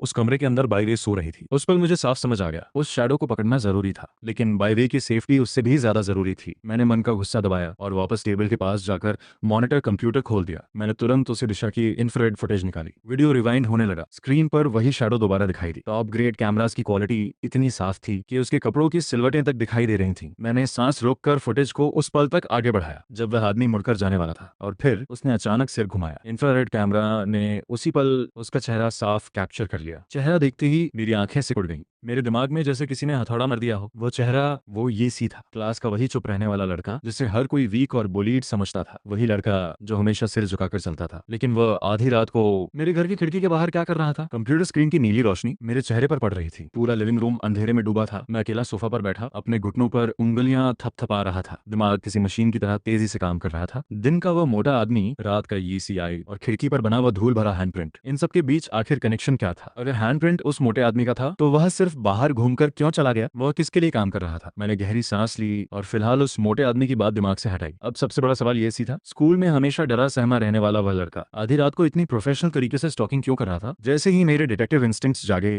पिछली जिंदगी के कई इग्नोर्ड डिटेल्स अचानक दिमाग में लौट आए। मुझे वो तूफानी बारिश वाली रात याद आई। उस रात ये सी भी क्राइम सीन के आसपास मौजूद था। कुछ गुंडों ने उसे डेड एंड एली में घेर कर पीटा था, और बाय वे उसी कन्वीनियंस स्टोर से निकलकर उसी गली की तरफ गई थी। पिछली जिंदगी में मैंने हमेशा यही सोचा था कि ये सीआई बस एक अनलकी विक्टिम था जो गलत समय पर गलत जगह फंस गया, लेकिन अब वही विक्टिम आधी रात को मेरे घर की खिड़की के बाहर छिपा खड़ा था। क्या पिछली जिंदगी में बारिश के बीच बाई वे के हाथ से फ्रूट नाइफ छीनकर उसे मारने वाला असली किलर ईसी था? ये ख्याल आते ही मेरे दिमाग की क्रिमिनल इन्वेस्टिगेशन लॉजिक तुरंत सक्रिय हो गई। मैंने आंखें बंद कर ली और पूरी ताकत से पिछली जिंदगी की यादों को रिवाइंड करने लगा। बाई वे की मौत के बाद पूरा स्कूल हिल गया था। हर दिन पुलिस आती थी, हर स्टूडेंट से पूछताछ होती थी, पूरा कैंपस डर के माहौल में डूब गया था। लेकिन ये सी वह तब भी हमेशा की तरह क्लास के कोने में चुपचाप बैठा रहता था। न डर, न घबराहट, न कोई असामान्य रिएक्शन। उसकी शांति एक मरी हुई झील जैसी थी। और तभी मुझे एहसास हुआ कुछ गड़बड़ है। मैं क्रिमिनल साइकोलॉजी बहुत अच्छी तरह समझता था। अगर कोई सच में किलर हो तो इतनी बड़ी इन्वेस्टिगेशन के दौरान उसके इमोशंस में कहीं ना कहीं दरार जरूर दिखती है। लेकिन ये सी वो तो पूरी तरह शांत था, इतना शांत कि वह शांति खुद डरावनी लगने लगी। उस तरह की परफेक्ट एक्टिंग के लिए बेहद खतरनाक मानसिक नियंत्रण चाहिए। क्या कोई ऐसा लड़का जो रोज बुलिंग से कांप जाता हो वाकई इतनी टेरिफाइंग साइकोलॉजिकल स्ट्रेंथ रख सकता है? अगर रखता था तो इसका मतलब था स्कूल में उसकी पूरी पर्सनैलिटी नकली थी। वह एक जहरीले सांप की तरह भेड़ की खाल पहनकर सालों से सबके बीच छिपा हुआ था। दीवार पर लगी घड़ी की टिक टिक धीरे धीरे कमरे में गूंज रही थी। मेरे भीतर अचानक डर की एक लहर उठी। अगर पिछली जिंदगी का असली मर्डर सच में ये सी था तो आज रात उसका मेरे घर तक आना क्या इस बात का संकेत था कि इस जन्म में भी उसने मुझे और बायवे को अपना टारगेट बना लिया है? मैंने धीरे से आंखें खोली। चाहे तुम इंसान हो या किसी राक्षस जैसे दिमाग वाले पागल, मैंने मन ही मन कहा, मैं तुम्हारा असली चेहरा जरूर बाहर निकालूंगा। मैं सोफा से उठा और धीरे धीरे गेस्ट रूम के दरवाजे तक गया। मैंने चेक किया, दरवाजा अंदर से ठीक से लॉक था। अंदर से बाईवे की स्टेडी सांसों की हल्की आवाज आ रही थी। उसकी मौजूदगी ने मेरे भीतर की बेचैनी को थोड़ा शांत किया। लेकिन उसी पल मैंने मुठ्ठियां कस ली। ये टिकिंग बॉम्ब अब भी हमारी क्लास में मौजूद था। मैं उसे ऐसे खुला नहीं छोड़ सकता। मैंने फैसला कर लिया, कल स्कूल जाकर मुझे ईसी से सीधे सामना होगा। उसकी मासूमियत की नकली परत को फाड़कर बारिश वाली रात और आज रात की सच्चाई बाहर निकालनी होगी। अगली सुबह हल्की सुनहरी धूप बालकनी की जाली से छनकर लकड़ी के फ्लोर पे पड़ रही थी। मैंने बेडरूम का दरवाजा खोला। किचन से बेकन फ्राई होने की छन्न छन्न आवाज आ रही थी। साथ में टोस्टेड ब्रेड की खुशबू भी हवा में हिल रही थी। बई वे सफेद हुडी पहने किचन काउंटर के सामने खड़ी थी। सुबह की धूप उसके पतले और मुलायम चेहरे को एक गर्म चमक दे रही थी। उस पल वह इतनी शांत और खूबसूरत लग रही थी कि कोई सोच भी नहीं सकता था कि पिछली रात हम किस डर से गुजरे थे। उसने मुझे देखते ही मुस्कुराकर कहा, तुम जाग गए? जल्दी जाकर फ्रेश हो जाओ, सैंडविच अभी तैयार हो जाएगा। आज मैंने एक्स्ट्रा चीज डाली है, तुम्हें पसंद है ना? मैं हल्का हंसा। तुम इतनी परफेक्ट हो, जो भी तुमसे शादी करेगा उसकी तो किस्मत खुल जाएगी। सुबह सुबह फिर मजाक शुरू। वह शर्मा कर बोली, जाओ जल्दी फेस वॉश करो। कुछ देर बाद हम दोनों डाइनिंग टेबल पर बैठे थे। मैं चुपचाप उसे सैंडविच खाते देख रहा था। खाते खाते उसके होंठ के किनारे थोड़ा सैलड सॉस लग गया। मैंने उसे कुछ नहीं कहा, बस हाथ बढ़ाकर अपनी उंगली से धीरे से वो सॉस साफ कर दिया। तुम खाना खाते वक्त बिल्कुल छोटे बिल्ली के बच्चे जैसी लगती हो। बाई तुरंत लाल पड़ गई। मैं खुद साफ कर लेती। उस छोटे से पल की गर्माहट ऐसी लग रही थी मानो तूफान आने से पहले की आखिरी शांति हो। मैंने आखिरी घूंट दूध पिया और मॉनिटर फुटेज वाली सारी बेचैनी अपने दिल के अंदर दबा ली। चाहे बाहर कितने भी खतरे क्यों ना छिपे हों, इस घर के अंदर मैं सिर्फ बाईवे को रोशनी देना चाहता था। नाश्ता खत्म करने के बाद मैं और बाईवे साथ साथ स्कूल जाने वाली पेड़ों से घिरी सड़क पर चल रहे थे। सुबह का रश आवर शुरू हो चुका था। सड़क पर गाड़ियों की लंबी कतारें थी। स्कूल यूनिफॉर्म पहने छात्र और ऑफिस जाने वाले लोग जल्दी जल्दी अपने रास्ते जा रहे थे। लेकिन जैसे ही हम एक ट्रैफिक सिग्नल पार करने लगे, वही पुराना घिनौना एहसास फिर से मेरी गर्दन से चिपक गया, जैसे कोई जहरीला सांप अंधेरे में छिपकर अपनी जीभ निकालते हुए हम पर नजर गड़ाए बैठा हो। मेरे पूरे शरीर की मसल्स तुरंत कस गईं। ये एहसास बेहद साफ था। भीड़ के बीच कहीं कोई बर्फ जैसी ठंडी निगाह हम दोनों की पीठ पर जमी हुई थी। बाय वे, तुम्हारे बैग का स्ट्रैप ढीला हो गया है, रुको मैं ठीक कर देता हूँ। मैं नीचे झुककर उसका बैग ठीक करने लगा, लेकिन उसी दौरान मेरी नजरें रडार की तरह चारों तरफ घूम रही थी। सड़क के कोने पर न्यूज़पेपर स्टॉल, बस स्टॉप के पीछे का ब्लाइंड स्पॉट, सामने खड़ी प्राइवेट कार्स के शीशे, हर जगह लोग ही लोग थे। निगाहें इतनी उलझी हुई थी कि उस इंसान को पहचानना लगभग नामुमकिन था, लेकिन मुझे यकीन था वह यहीं कहीं मौजूद था। थैंक्स नैनचेंग, अब काफी कंफर्टेबल लग रहा है। बाई वे मुस्कुराई, चलो जल्दी वरना क्लास शुरू हो जाएगी। उस अजीब पीछा किए जाने वाले एहसास के साथ हम आखिरकार क्लासरूम पहुंच गए। अंदर लाउड मॉर्निंग रीडिंग चल रही थी। पूरा कमरा किताबों की आवाज और स्टूडेंट्स की रीडिंग से भरा हुआ था। मैंने बाई को उसकी सीट पर भेजा, लेकिन खुद क्लासरूम के पीछे खड़ा रहा। मेरी नजर सीधे आखिरी रो की तरफ गई, उस सीट पर जहां हमेशा ईएसी बैठता था, और अगले ही पल मेरा दिल भारी हो गया। सीट खाली थी, डेस्क पूरी तरह साफ था, एक भी किताब नहीं रखी थी। अरे गुनान सिंह, क्या देख रहे हो? पास खड़े जान यान ने कैजुअल कहा, तुम ईएसी को ढूंढ रहे हो क्या? वो आज नहीं आया। सुना है सुबह होमरूम टीचर से सिक लीव ले ली, कह रहा था उसे तेज बुखार है। उसकी हल्की सी बात मेरे दिमाग में तूफान बनकर गूंज गई। तुम कह रहे हो वो आज स्कूल नहीं आया? हाँ तो? जांग येन हैरान होकर बोला। इतना शॉक्ड क्यों हो रहे हो? वो तो अक्सर पिटकर छुट्टी लेता रहता है। मैं धीरे धीरे अपनी सीट पर वापस बैठ गया, लेकिन मेरी हथेलियों में ठंडा पसीना भर चुका था। रात 1 बजे वह मेरे घर की खिड़की के बाहर भूत की तरह खड़ा था। सुबह स्कूल आते समय वही पीछा किए जाने वाला एहसास फिर महसूस हुआ, और अब ये सीआई अचानक बीमार होकर स्कूल नहीं आया था। सारे क्लूज इस पर एक डरावनी तस्वीर में जुड़ने लगे। अगर वो स्कूल में नहीं है तो अभी कहाँ है? जवाब लगभग साफ था। आज सुबह भीड़ में जो इंसान हमें घूर रहा था वह शायद ये सी ही था। धीरे धीरे मेरे दिमाग में 3 अलग अलग तस्वीरें एक ही चेहरे में बदलने लगीं। बारिश वाली रात का असली किलर, आधी रात को मेरे घर की खिड़की के बाहर छुपी शैडो, और आज सुबह हमारा पीछा करने वाला स्टॉकर। सबकी शक्ल धीरे धीरे एसी से मिलती जा रही थी। ईसी, तुम आखिर क्या छिपा रहे हो? स्कूल खत्म होते ही मैं बाईवे को लेकर क्लास कॉन्टैक्ट लिस्ट में दिए गए ईएससीआई के पते पर पहुंचा। वह एक पुरानी रेजिडेंशियल बिल्डिंग थी। हालांकि इमारत पुरानी थी, लेकिन आसपास का माहौल साफ सुथरा था। हम तीसरी मंजिल तक पहुंचे और मैंने दरवाजा नॉक किया, लेकिन अंदर से कोई जवाब नहीं आया। उसी समय सामने वाले घर की एक आंटी कूड़े का बैग लेकर बाहर निकली। उन्होंने हमें देखकर कहा, पुरानी ही फैमिली को ढूंढ रहे हो? अरे बेटा, वो लोग तो आज सुबह अंधेरा रहते ही घर छोड़कर चले गए। मैं तुरंत चौकन्ना हो गया। क्या मतलब? सुबह सुबह शिफ्ट हो गए? हाँ, करीब 5 बजे मूवर्स आए थे। इतना शोर कर रहे थे कि मेरी नींद खुल गई। उनकी बात सुनते ही मेरे शरीर में ठंड दौड़ गई। अगर ये सी सुबह 5 बजे यहाँ से जा चुका था, तो आज स्कूल जाते वक्त जो निगाह हमारा पीछा कर रही थी वह कौन था? मेरे दिमाग ने तेजी से काम करना शुरू कर दिया। पीठ पर ठंडा पसीना बहने लगा। अगर सुबह हमारा पीछा करने वाला इंसान ये सी नहीं था, तो इसका मतलब साफ था कल रात मेरे घर की खिड़की तक पहुंचने वाला ये सी अलग था, और दिन दहाड़े भीड़ में छिपकर हमें घूरने वाला कोई दूसरा, एक नहीं, कम से कम 2 लोग हमारी हर हरकत पर नजर रख रहे थे। क्या वह वही मोटा आदमी था जो कल शाम मेरे अपार्टमेंट के बाहर दिखाई दिया था, या फिर वह भागा हुआ सीरियल किलर, या शायद पिछली जिंदगी की बारिश भरी रात का असली मर्डरर? मैंने भीतर उठती बेचैनी को दबाया और बाई वे का हाथ कसकर पकड़ लिया। चलो, यहाँ रुकना ठीक नहीं। बाई वे ने मेरी तरफ देखा। नानचिंग, क्या हुआ है? तुम्हारा चेहरा बहुत खराब लग रहा है। मैंने हल्की मुस्कान बनाने की कोशिश की। कुछ नहीं, बस थोड़ा थक गया हूँ। लेकिन सच ये था, मेरे भीतर डेंजर अलार्म लगातार बज रहा था। हम दोनों वापस अपार्टमेंट की तरफ लौटने लगे। एक आदमी खड़ा था। वह काले रंग का एक्सपेंसिव सूट पहने हुए था। बाल बेहद करीने से पीछे सेट थे। उसका चेहरा सख्त और भारी लग रहा था, और जैसे ही बाई वे ने उसे देखा, उसकी उंगलियां अचानक मेरे हाथ पर कस गईं। उसका चेहरा सफेद पड़ गया। पापा, उसकी आवाज बेहद धीमी थी। वह आदमी तेजी से हमारी तरफ बढ़ा। उसकी आंखों में दबा हुआ गुस्सा साफ दिखाई दे रहा था। तुम्हें अभी भी याद है कि मैं तुम्हारा बाप हूँ? ये बाई चिंगफोंग था, बाई वे का असली पिता। बाई चिंगफेंग तेज कदमों से हमारे सामने आकर रुक गया। उसकी नजर पहले मुझ पर गई, फिर बाईवे पर टिक गई। अगले ही पल उसने अचानक बाईवे की कलाई पकड़ ली। तुम्हें अंदाजा भी है तुम क्या कर रही हो? उसकी आवाज दबे हुए गुस्से से कांप रही थी। तुम्हारी माँ अभी हॉस्पिटल में पड़ी है। उसकी मानसिक हालत पहले ही खराब है, और तुम एक लड़के के साथ बाहर रह रही हो। बाईवे का चेहरा तुरंत सफेद पड़ गया, लेकिन इस बार वो पीछे नहीं हटी। उसने पूरी ताकत से अपना हाथ छुड़ा लिया। आपको मुझे डांटने का कोई हक नहीं है। उसकी आंखें लल हो चुकी थी। जब मम्मी सबसे ज्यादा टूट रही थी तब आप कहाँ थे? अगर आपने उन्हें छोड़ा नहीं होता तो वो आज ऐसी नहीं बनती। तुम कुछ नहीं जानती। बाई चेंगफोंग की आवाज अचानक ऊंची हो गई। मैं हर महीने पैसे भेजता था। क्या मैंने तुम्हें भूखा रखा? अब तुम्हारी माँ बीमार है और तुम घर छोड़कर भाग आई। तुरंत अपना सामान उठाओ और मेरे साथ चलो। उसने फिर बाईवे का हाथ पकड़ने की कोशिश की, लेकिन इस बार मैं सीधे उसके सामने आकर खड़ा हो गया। मेरी आवाज बर्फ जैसी ठंडी थी। मिस्टर बाईवे ने साफ कह दिया है कि वो आपके साथ नहीं जाना चाहती। जबरदस्ती करना शायद आपके स्टेटस के हिसाब से अच्छा नहीं लगेगा। बाई चेंगफोंग की आंखें सिकुड़ गईं। गु नानचेंग, उसने मेरा नाम धीरे धीरे दोहराया, सिर्फ इसलिए कि तुम्हारे परिवार की शिंघाई सिटी में थोड़ी इन्फ्लुएंस है, इसका मतलब ये नहीं कि तुम मेरी बेटी को बहका सकते हो। ये बाई फैमिली का मामला है। मैंने बिना नजर हटाए जवाब दिया, लेकिन अभी बाई वे की इच्छा सबसे ज्यादा मायने रखती है। कॉरिडोर में कुछ सेकंड के लिए भारी खामोशी छा गई। बाई चिंगफोंग की नजर मेरे पीछे खड़ी बाई वे पर गई। वह अब भी मेरा हाथ कसकर पकड़े हुए थे। उसकी आंखों में डर था, लेकिन इस बार उनमें हिचकिचाहट नहीं थी। शायद बाई चिंगफोंग ने भी ये देख लिया। उसने होठ भींच ली। आखिरकार उसने गहरी सांस ली और जबरदस्ती खुद को शांत किया। ठीक है। उसकी आवाज भारी थी, लेकिन गु नानचेंग, मेरी बात ध्यान से सुन लो। वह एक एक शब्द दबाकर बोला, अगर मेरी बेटी को तुम्हारी वजह से जरा भी तकलीफ हुई तो बाई फैमिली तुम्हें कभी माफ नहीं करेगी। इतना कहकर उसने आखिरी बार बाई वे को देखा। उस नजर में गुस्सा भी था, बेबसी भी, और एक अजीब सी जटिल भावना भी।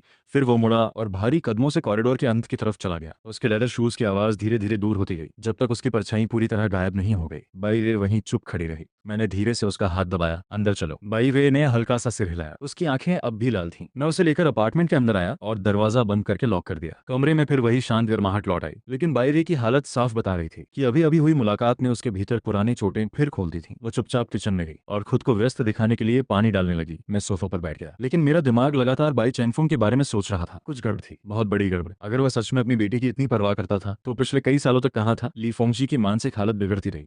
बाई वे अकेले सब सहती रही, लेकिन वह कभी सामने नहीं आया। फिर आज अचानक वह एक चिंतित पिता बनकर हमारे दरवाजे पर क्यों आ पहुंचा? जितना मैं सोच रहा था उतनी ही बेचैनी बढ़ रही थी। मैंने धीरे से लैपटॉप खोला और मॉनिटरिंग कैमरास वाला सॉफ्टवेयर ऑन कर दिया। स्क्रीन जलते ही मेरी आंखें सिकुड़ गईं। वही मोटा आदमी कल सर्विलेंस फुटेज में दिखा, वही स्लाइटली ओवरवेट आदमी फिर से अपार्टमेंट बिल्डिंग के नीचे मौजूद था। उसकी आंखों के कोने नीचे झुके हुए थे। वह बिजली के खंभे के पीछे आधा छिपा हुआ हमारी खिड़की की तरफ देख रहा था। मेरे भीतर दबा गुस्सा अचानक उबल पड़ा। तुम सच में मरना चाहते हो क्या? मैंने धीरे से बुदबुदाया। इस बार मैं उसे भागने नहीं देने वाला था। मैंने तुरंत फोन निकालकर जियांग यान को कॉल किया। उसका घर यहाँ से ज्यादा दूर नहीं था। जियांग यान, सामान लेकर नीचे आ। एक आदमी हमारी निगरानी कर रहा है। हम दोनों तरफ से घेरेंगे। उसे भागने मत देना। 5 मिनट बाद जियांग यान हाँफता हुआ गली के दूसरे छोर पर पहुंच गया। मैंने उसे इशारा किया। हम दोनों चिमटे की तरह दाएं बाएं से उस मोटे आदमी पर टूट पड़े। अरे साला, वो भागने ही वाला था कि जियांग यान ने उसका रास्ता रोक दिया। मैं पीछे से झपटा और उसकी टांग के पीछे जोरदार लात मारी। मोटा आदमी चीखता हुआ घुटनों के बल गिर पड़ा। मैंने मौके का फायदा उठाकर उसका हाथ मरोड़ा और उसका चेहरा खुरदुरी दीवार पर दबा दिया। 2 दिन से पीछा कर रहा है, बता किसने भेजा है? आप बड़े भाई, रहम करो। टूट गया, हाथ टूट गया। मैंने कुछ नहीं किया। कुछ नहीं किया तो यहाँ मंडरा क्या रहा था? सच बोल, नहीं तो आज तेरे सारे दांत तोड़ दूंगा। मैं बोलता हूँ 3 दिन पहले एक मास्क पहनी औरत मेरे पास आई थी। उसने तुझसे क्या करवाना चाहा? किसी को मारना या किडनैप करना? सुबह रास्ते में हमारा पीछा करने वाला भी तू ही था ना? नहीं बड़े भाई, मैं इतनी गैरकानूनी चीजें करने की हिम्मत नहीं करता। उस औरत ने बस आपकी फोटो और बता दिया था। मुझे रोज निगरानी करनी थी कि आप लोग कब निकलते हो, कब लौटते हो, घर में कोई और बड़ा आदमी है या नहीं। मैं कसम खाता हूँ, मैंने कभी रास्ते में आपका पीछा नहीं किया। मैं तो बस इस सोसाइटी के बाहर बैठकर टाइम नोट करता था। आह, वो दिखती कैसी थी? कौन थी वो? मुझे सच में नहीं पता। पैसे देकर गायब हो गई, कोई संपर्क तक नहीं छोड़ा। बड़े भाई, मैं तो बस पेट पालने वाला छोटा आदमी हूँ। एडवांस भी लौटा दूंगा, बस मुझे छोड़ दो। मैं उसकी आंखों में घूरता रहा। 10 साल की आपराधिक जांच के अनुभव ने साफ बता दिया, वो झूठ नहीं बोल रहा था। वो सच में सिर्फ इस्तेमाल किया गया एक छोटा मुखबिर था। सुराग फिर टूट गया। मैंने हाथ छोड़ दिया। मोटा आदमी रेंगता भागता गली से निकल गया। जांग येन बगल में गालियां बक रहा था, लेकिन मुझे पहले कभी ना महसूस हुई थकान और हताशा घेरे थी। सुबह रास्ते में साया हमारा पीछा कर रहा था। वो ये मोटा आदमी नहीं था, रातों रात घर बदलने वाला ये सीआई भी नहीं। असली कातिल अब भी किसी अदृश्य भूत की तरह खुद को पूरी तरह छिपाए हुए था। और जिसने इस मोटे आदमी को रखा था, उसका मकसद सिर्फ हमारी दिनचर्या पता करना था। इसका मतलब सामने वाला कोई बेहद सावधानी से योजना बना रहा था। जांग यान को भेजने के बाद मैं अकेला घर लौटा। बाई वे सो चुकी थी। मैं थका हुआ सोफे पर गिर पड़ा और कनपटियां दबाने लगा। नजर दीवार पर लगे मॉनिटर स्क्रीन पर गई। पहली मंजिल का दरवाजा, खिड़की के बाहर सोसाइटी की मुख्य सड़क, सब सामान्य था। लेकिन तभी मेरी नजर अचानक दूसरी स्क्रीन पर जम गई। वो कैमरा घर के दरवाजे के ऊपर तिरछे लगा था, जो कॉरिडोर के ब्लाइंड स्पॉट को कवर करता था। कल जब मैंने खुद उसे लगाया था तो स्क्रीन के दाएं नीचे साफ लाल फायर बॉक्स दिखाई देता था, लेकिन अब कैमरा लगभग 15 डिग्री बाएं मुड़ा हुआ था। फायर बॉक्स पूरी तरह फ्रेम से बाहर हो चुका था। उसकी जगह दरवाजे के पास एक बड़ा अंधा कोना बन गया था। मेरे शरीर का खून उसी पल जम गया। किसी ने कैमरा छेड़ा था। ये हवा से नहीं हुआ था, कैमरा स्क्रू से दीवार में कसकर जड़ा हुआ था। अभी थोड़ी देर पहले मैं और जांग यान नीचे उस मोटे आदमी को पकड़ने गए थे। हम कुल 10 मिनट ही बाहर रहे और उन्हीं 10 मिनटों में कोई चुपचाप मेरे दरवाजे तक आया, सामने वाले कैमरे से बचते हुए, और जबरदस्ती कैमरे का एंगल मोड़ गया। जानबूझकर निगरानी में अंधा कोना बनाया गया था। वो असली अंधेरे में छिपा राक्षस अभी कुछ देर पहले मेरे दरवाजे के बाहर खड़ा था। मैं अकेला सोफे पर बैठा स्क्रीन को घूरता रहा। दिमाग तेज से आज की सारी घटनाएं जोड़ने लगा। दिन का अजनबी मोटा आदमी, दूसरी मंजिल की खिड़की के बाहर धूल भरे हाथों के निशान, रात का संदिग्ध साया, और अभी कैमरा मोड़ने वाला आदमी। सब जोड़ने पर भी मेरे शक का केंद्र अब भी वही था, ईसीआई। मैं माथा पकड़े सोच रहा था कि ठक ठक ठक। अचानक सुरक्षा वाला दरवाजा खटखटाया गया। मैं सावधानी से दरवाजा खोलने गया। बाहर जान यन खड़ा था। तू फिर क्यों लौट आया? ओल्ड गू, मैं अभी भूल गया था। ईसी ने सुबह मुझे 2 चीजें दी थी जो तुम्हें लौटानी थी। क्या चीज? उसने कहा ये दोनों सामान तुम्हें वापस दे दूं, और खास तौर पे एक बात भी कहवाई। उसने कहा कल रात वो तुम्हारे घर के नीचे आया था। वो खुद तुम्हें ये चीजें लौटाना चाहता था क्योंकि तुम हमेशा उसकी मदद करते रहे हो, लेकिन रात बहुत हो गई थी। तुम लोगों को परेशान नहीं करना चाहता था। थोड़ी देर बाहर खड़ा रहा, फिर चला गया। जांग यान की बात सुनते ही मेरे दिमाग में भननाहट सी गूंज उठी। रात 1 बजे खिड़की के बाहर दिखाई देने वाला ये सीआई सच में सिर्फ सामान लौटाने आया था, और उसका पूरा परिवार सच में घर बदल चुका था। उसने रास्ते में मेरा पीछा नहीं किया था, और कैमरा मोड़ने का भी उसके पास समय नहीं था। उसी पल ये सी पर मेरा शक पूरी तरह खत्म हो गया। आखिरी सुराग फिर टूट गया। मैं ढहकर सोफे पर टिक गया, दिल पूरी तरह उलझन और थकान में डूब गया। अगर ये सी नहीं था तो कैमरा मोड़ने वाला आखिर कौन था, और कौन मुझे अंधेरे में घूर रहा था? इसी समय बगल में बैठे जांग यान ने अचानक फोन निकाला और एक फोटो मेरी तरफ बढ़ा दी। वैसे ओल्ड गू, मैं काफी समय से तुमसे पूछना चाहता था, क्या फोटो वाला आदमी तुम्हारे घर का रखा हुआ कोई सीक्रेट बॉडीगार्ड है? मैं उसे अक्सर तुम्हारे आसपास घूमते देखता हूँ। अभी गली में उस मोटे आदमी को पकड़ते वक्त भी वो तुम्हारी सोसाइटी के बाहर मंडरा रहा था। मैंने तुरंत सिर उठाकर फोन ले लिया। फोटो अंधेरी सड़क के कोने से चोरी छिपे ली गई थी। तस्वीर में एक आदमी था जिसने कैप पहन रखी थी। सिर्फ उसकी पीठ और साइड प्रोफाइल दिखाई दे रही थी। मैंने बिना एक पल गंवाए अपना फोन निकाला और तस्वीर की कॉपी करके सीधे माँ को भेज दी। फिर तुरंत कॉल लगाया। माँ, फोटो वाला आदमी क्या आपने भेजा है? फोन के दूसरी तरफ कुछ सेकंड सन्नाटा रहा। फिर माँ की बेहद हैरान आवाज आई, बेटा तुमने उसे पकड़ लिया। वो तुम्हारे पापा ने बहुत पैसे देकर रखा और रिटायर्ड मर्सिनरी है। तुम अकेले बाहर रहते हो, हमें चिंता रहती थी, इसलिए उसे चुपचाप तुम्हारी सुरक्षा के लिए रखा था। काफी समय से वो तुम्हारी निगरानी कर रहा है और तुमने उसे ढूंढ भी लिया। रिटायर्ड मर्सनरी, ये शब्द सुनते ही मेरी नसें झटके से तन गईं। वो सिर्फ आसपास के खतरे पर नजर रखता है, तुम्हारी निजी जिंदगी पर नहीं। अगर तुम्हें असहज लगे तो हम उसे वापस बुला सकते हैं। नहीं,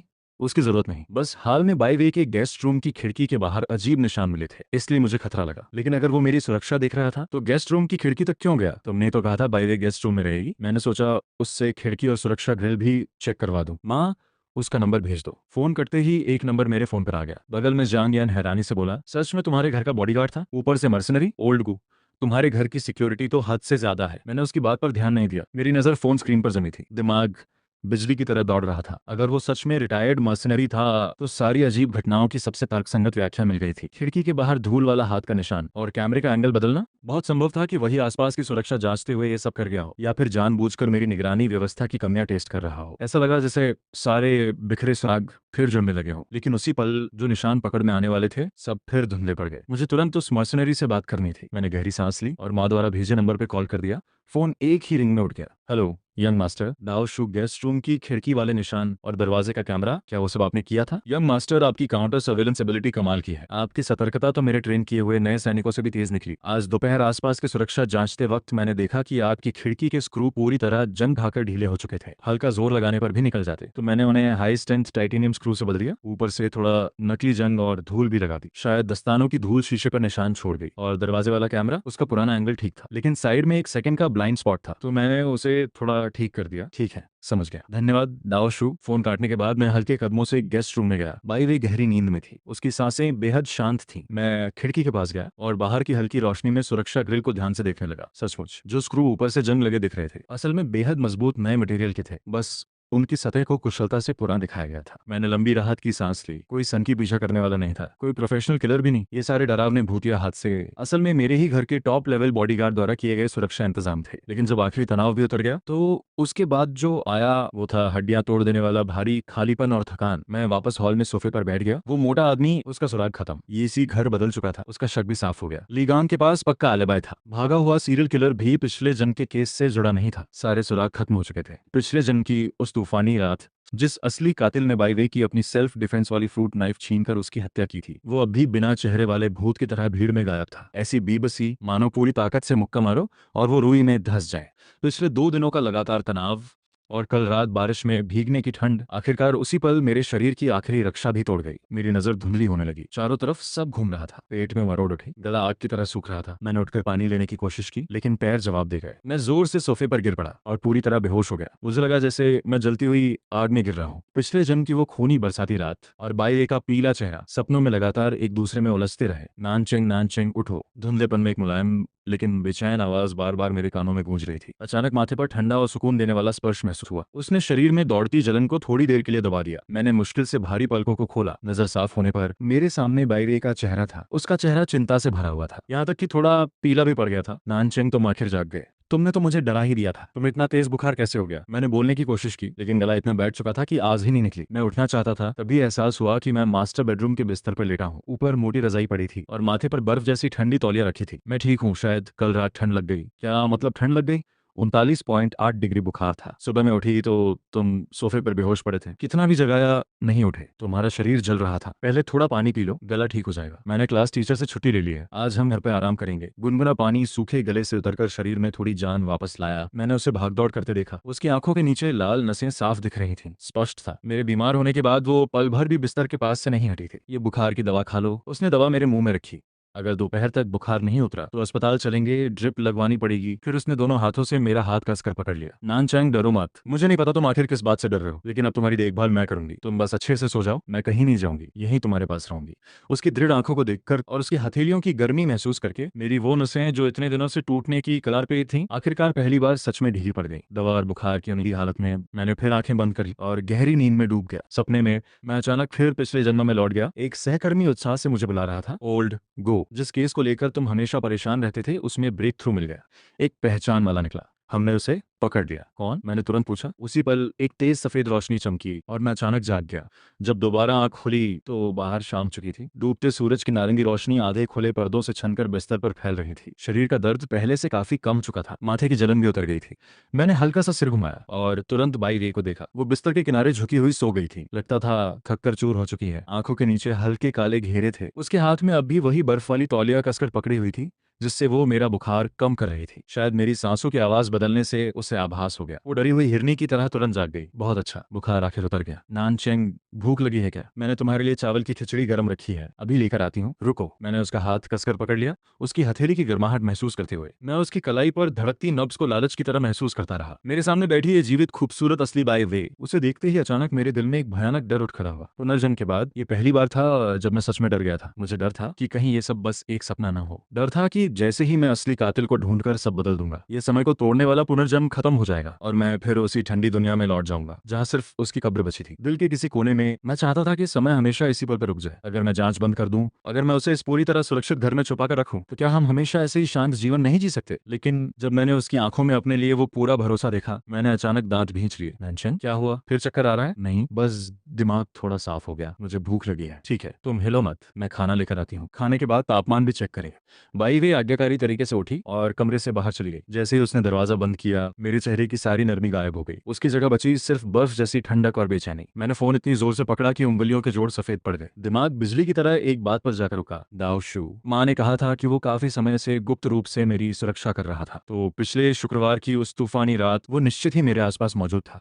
उस रात भीगती हुई बाइवे मेरे दरवाजे तक आई थी और बाद में उसी अंधेरी गली में उसकी मौत हो गई। इस जन्म में वो गलती से मेरे घर में आ गई, लेकिन पिछले जन्म में जो दाना उसका पीछा कर रहा था, क्या वो शुरू से उसके पीछे था? क्या वो पूरी राह उसका पीछा करते हुए मेरे घर तक आया था? अगर ऐसा था तो काउंटलेस मौतों से गुजरे दाऊशू जैसी आंखें उस पीछा करने वाले को जरूर नोटिस करती। मैंने बिना देर किए वही नंबर मिलाया। फोन आधी रिंग में उठ गया। दाऊशू, मैं बोल रहा हूँ। यंग मास्टर, तबीयत कैसी है?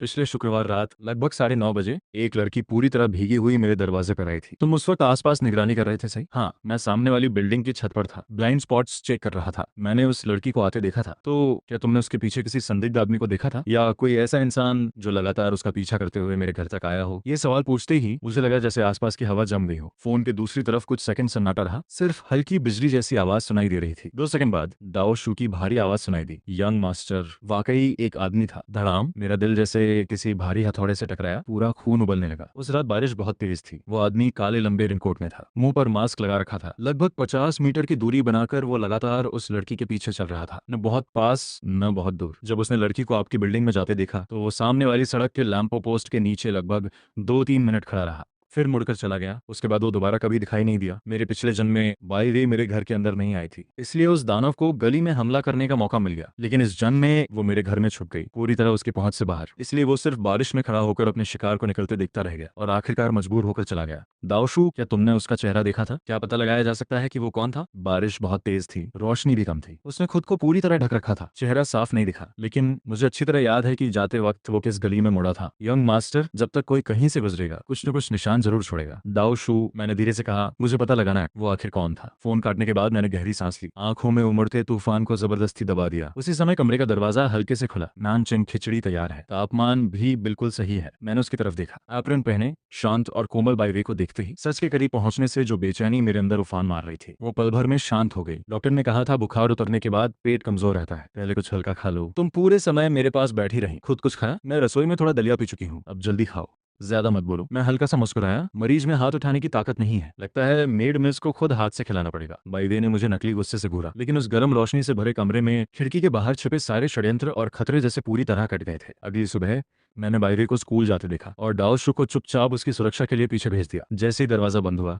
और यकीन हो गया कि वो दूर जा चुकी है, मेरी आंखों की गर्माहट पल भर में गायब हो गई। मैंने तुरंत काले कपड़े पहने, कैप लगाई और घर से निकल गया। आधे घंटे बाद मैं अपराध स्थल के पास एक इंटरनेट कैफे की पिछली गली में दाऊशू से मिला। यंग मास्टर, ये पिछले शुक्रवार रात उस इलाके के सारे प्राइवेट सीसीटीवी फुटेज हैं। मैंने पूरी रात लगाकर सब कॉपी किए हैं। धन्यवाद। दाऊशू, हम दोनों स्क्रीन पर निगाहें गड़ाए बैठे रहे। बारिश की वजह से वीडियो धुंधला था, लेकिन जब वो आदमी सड़क की लाइट के नीचे से गुजरा, उसकी शरीर की बनावट साफ दिख गई। मैंने स्क्रीन पर उसकी ऊंचाई, चाल, शरीर की आकृति देखी और दिमाग में तुरंत कई चेहरे घूम गए। फिर अचानक एक नाम उभर आया, लिन रनहाई। गलती नहीं हो सकती, मैंने धीमे से कहा। ये कद, ये चाल निश्चित ही वही है, लिन रनहाई, बाईवे की सौतेली मां लिनशिया का छोटा भाई। शाम को दरवाजे पर चाबी घूमने की आवाज आई। बाईवे स्कूल बैग लेकर अंदर आई। जैसे ही उसने मुझे सोफे पर बैठे देखा, वो तुरंत तेजी से मेरी तरफ चली आई। नानचैन, अब कैसा लग रहा है? सिर तो नहीं घूम रहा? मैं बिल्कुल ठीक हूँ, बुखार पूरी तरह उतर गया। अच्छा है, उसने राहत की सांस ली। आज स्कूल में भी मेरा मन यहीं अटका रहा। डर लग रहा था कि तुम घर पे अकेले हो। हम थोड़ी देर चुपचाप सोफे पर बैठे रहे, उस शांति को महसूस करते हुए। फिर मैंने धीरे से मुस्कान समेट ली और उसकी आंखों में देखते हुए कहा, बाय वे, मुझे कुछ काम से बाहर जाना पड़ेगा, शायद 2 दिन लगेंगे। 2 दिन? उसका चेहरा तुरंत उतर गया। लेकिन तुम्हारी तबीयत तो अभी ठीक हुई है, कुछ नहीं होगा, बस थोड़ा जरूरी काम है, जल्दी लौट आऊंगा। मैंने धीमे स्वर में कहा, इन 2 दिनों में तुम घर से कहीं मत जाना, बस यही मेरा इंतजार करना। बाय वे ने हल्के से सिर हिलाया। ठीक है, मैं घर पर तुम्हारा इंतजार करूंगी, लेकिन लेकिन तुम भी बाहर अपना ध्यान रखना। शनिवार सुबह करीब 9 बजे आसमान फटने जैसा बारिश बरस रही थी। बाईवे हमेशा से बिजली और तूफान से डरती थी। इस वक्त वो घर में सोफे पर सिकुड़कर बैठी थी, खुद को कंबल में कसकर लपेटे हुए। और उसी समय मैं जियांग सिटी की एक अधूरी वीरान बिल्डिंग में खड़ा था, चेहरे पर मास्क, आवाज बदलने वाला डिवाइस।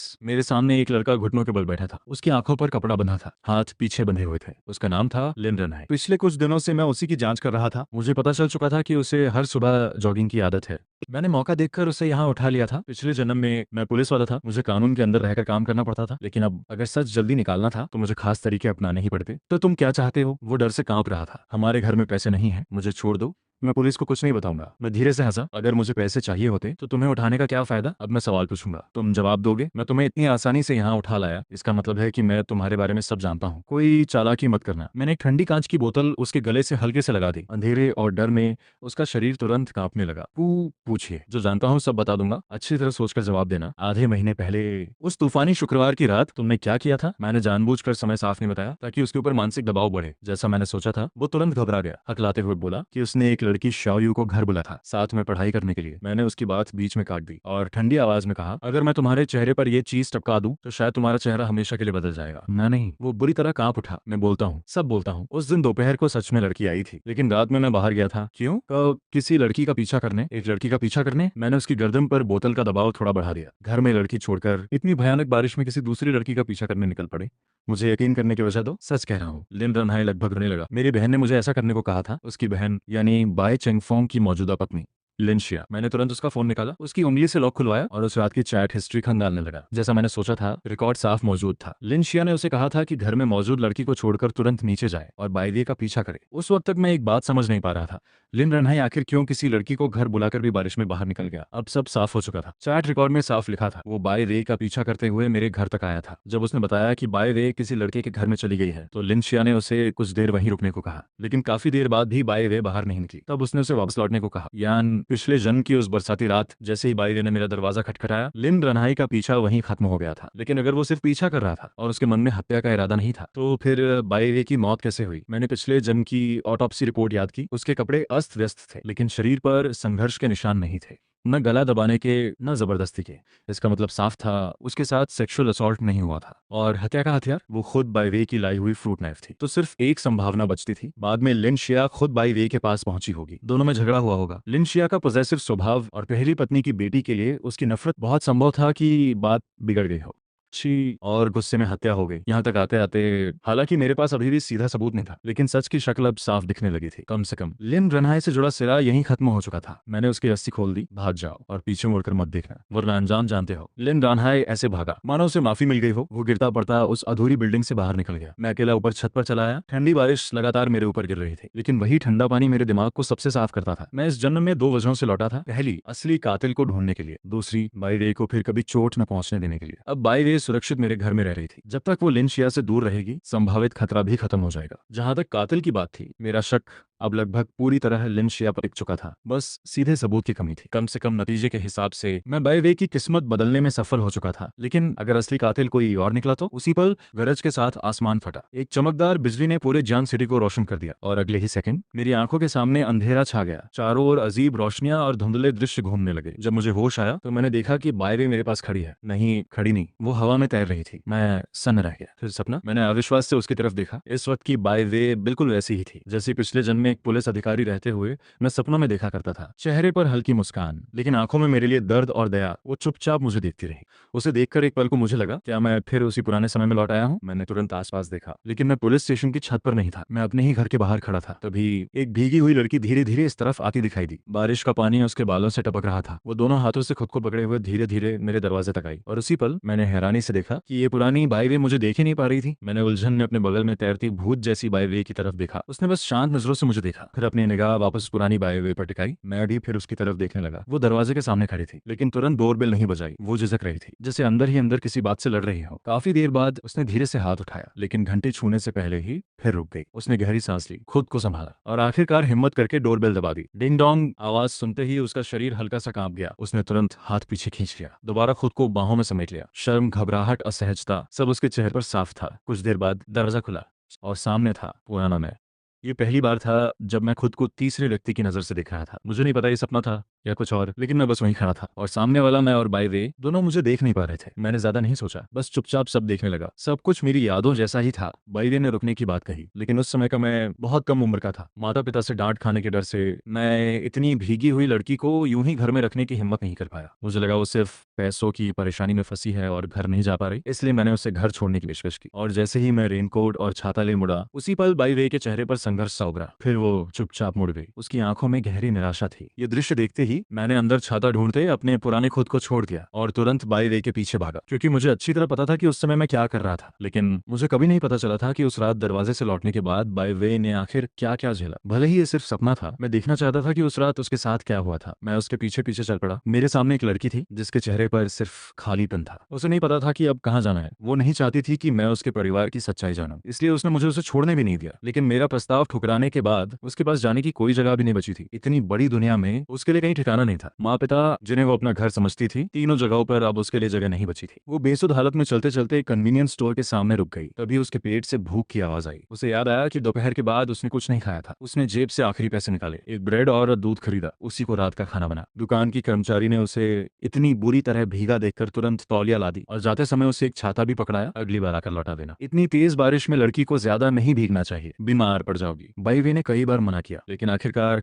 उस महिला की दयालुता के आगे झुक गई। उसने धीरे से धन्यवाद कहा और छाता ले लिया। जैसे ही वो छाता खोलकर जाने लगी, उसकी नजर अचानक एक परिचित चेहरे पर पड़ी। उसने उधर देखा। कोने में ईसीआई 3 गुंडों से घिरा हुआ था। वो उसे मार रहे थे। बाई वे कुछ पल झिझकी, लेकिन फिर हिम्मत करके उनकी तरफ बढ़ गई। रुको, उसे मत मारो, अगर तुम लोग नहीं रुके तो मैं पुलिस बुलाऊंगी। वो घबराकर फोन निकालने लगी। फिर अचानक याद आया कि घर से निकलने से पहले उसकी माँ ने उसका फोन तोड़ दिया था। तीनों गुंडों ने उसकी खाली जेब देखकर हंसना शुरू कर दिया। लगता है फोन ला भूल गई हो, सुंदर लड़की। ठीक है, अगर चाहती हो कि हम उसे छोड़ दें तो तुम यहीं रुक जाओ। तीनों धीरे धीरे बाई वे की तरफ बढ़ने लगे। उसे हमें जो ये सी अब तक चुपचाप मार खाता रहा था, वो अचानक उठ खड़ा हुआ। वो सीधे बाई वे के सामने आकर खड़ा हो गया। इसका कोई लेना देना नहीं है, तुम भाग जाओ, अब भागना देर हो चुकी है, इसे पकड़ो। जैसे ही 2 गुंडे बाई वे की तरफ बढ़े, हमेशा दबकर रहने वाला शांत ये सही अचानक पागल हो उठा। शोर मचाने वाले लोग गुस्सा हो तो उतने डरावने नहीं लगते, लेकिन एक शांत इंसान जब पूरी तरह टूट जाए तो वो सबसे डरावना होता है। ये सी बिल्कुल पागल कुत्ते की तरह उन तीनों पर टूट पड़ा। घूंसे खाते हुए भी वो अपने शरीर के हर हिस्से से हमला कर रहा था। उसने एक गुंडे की बांह को दांतों से इतनी जोर से काटा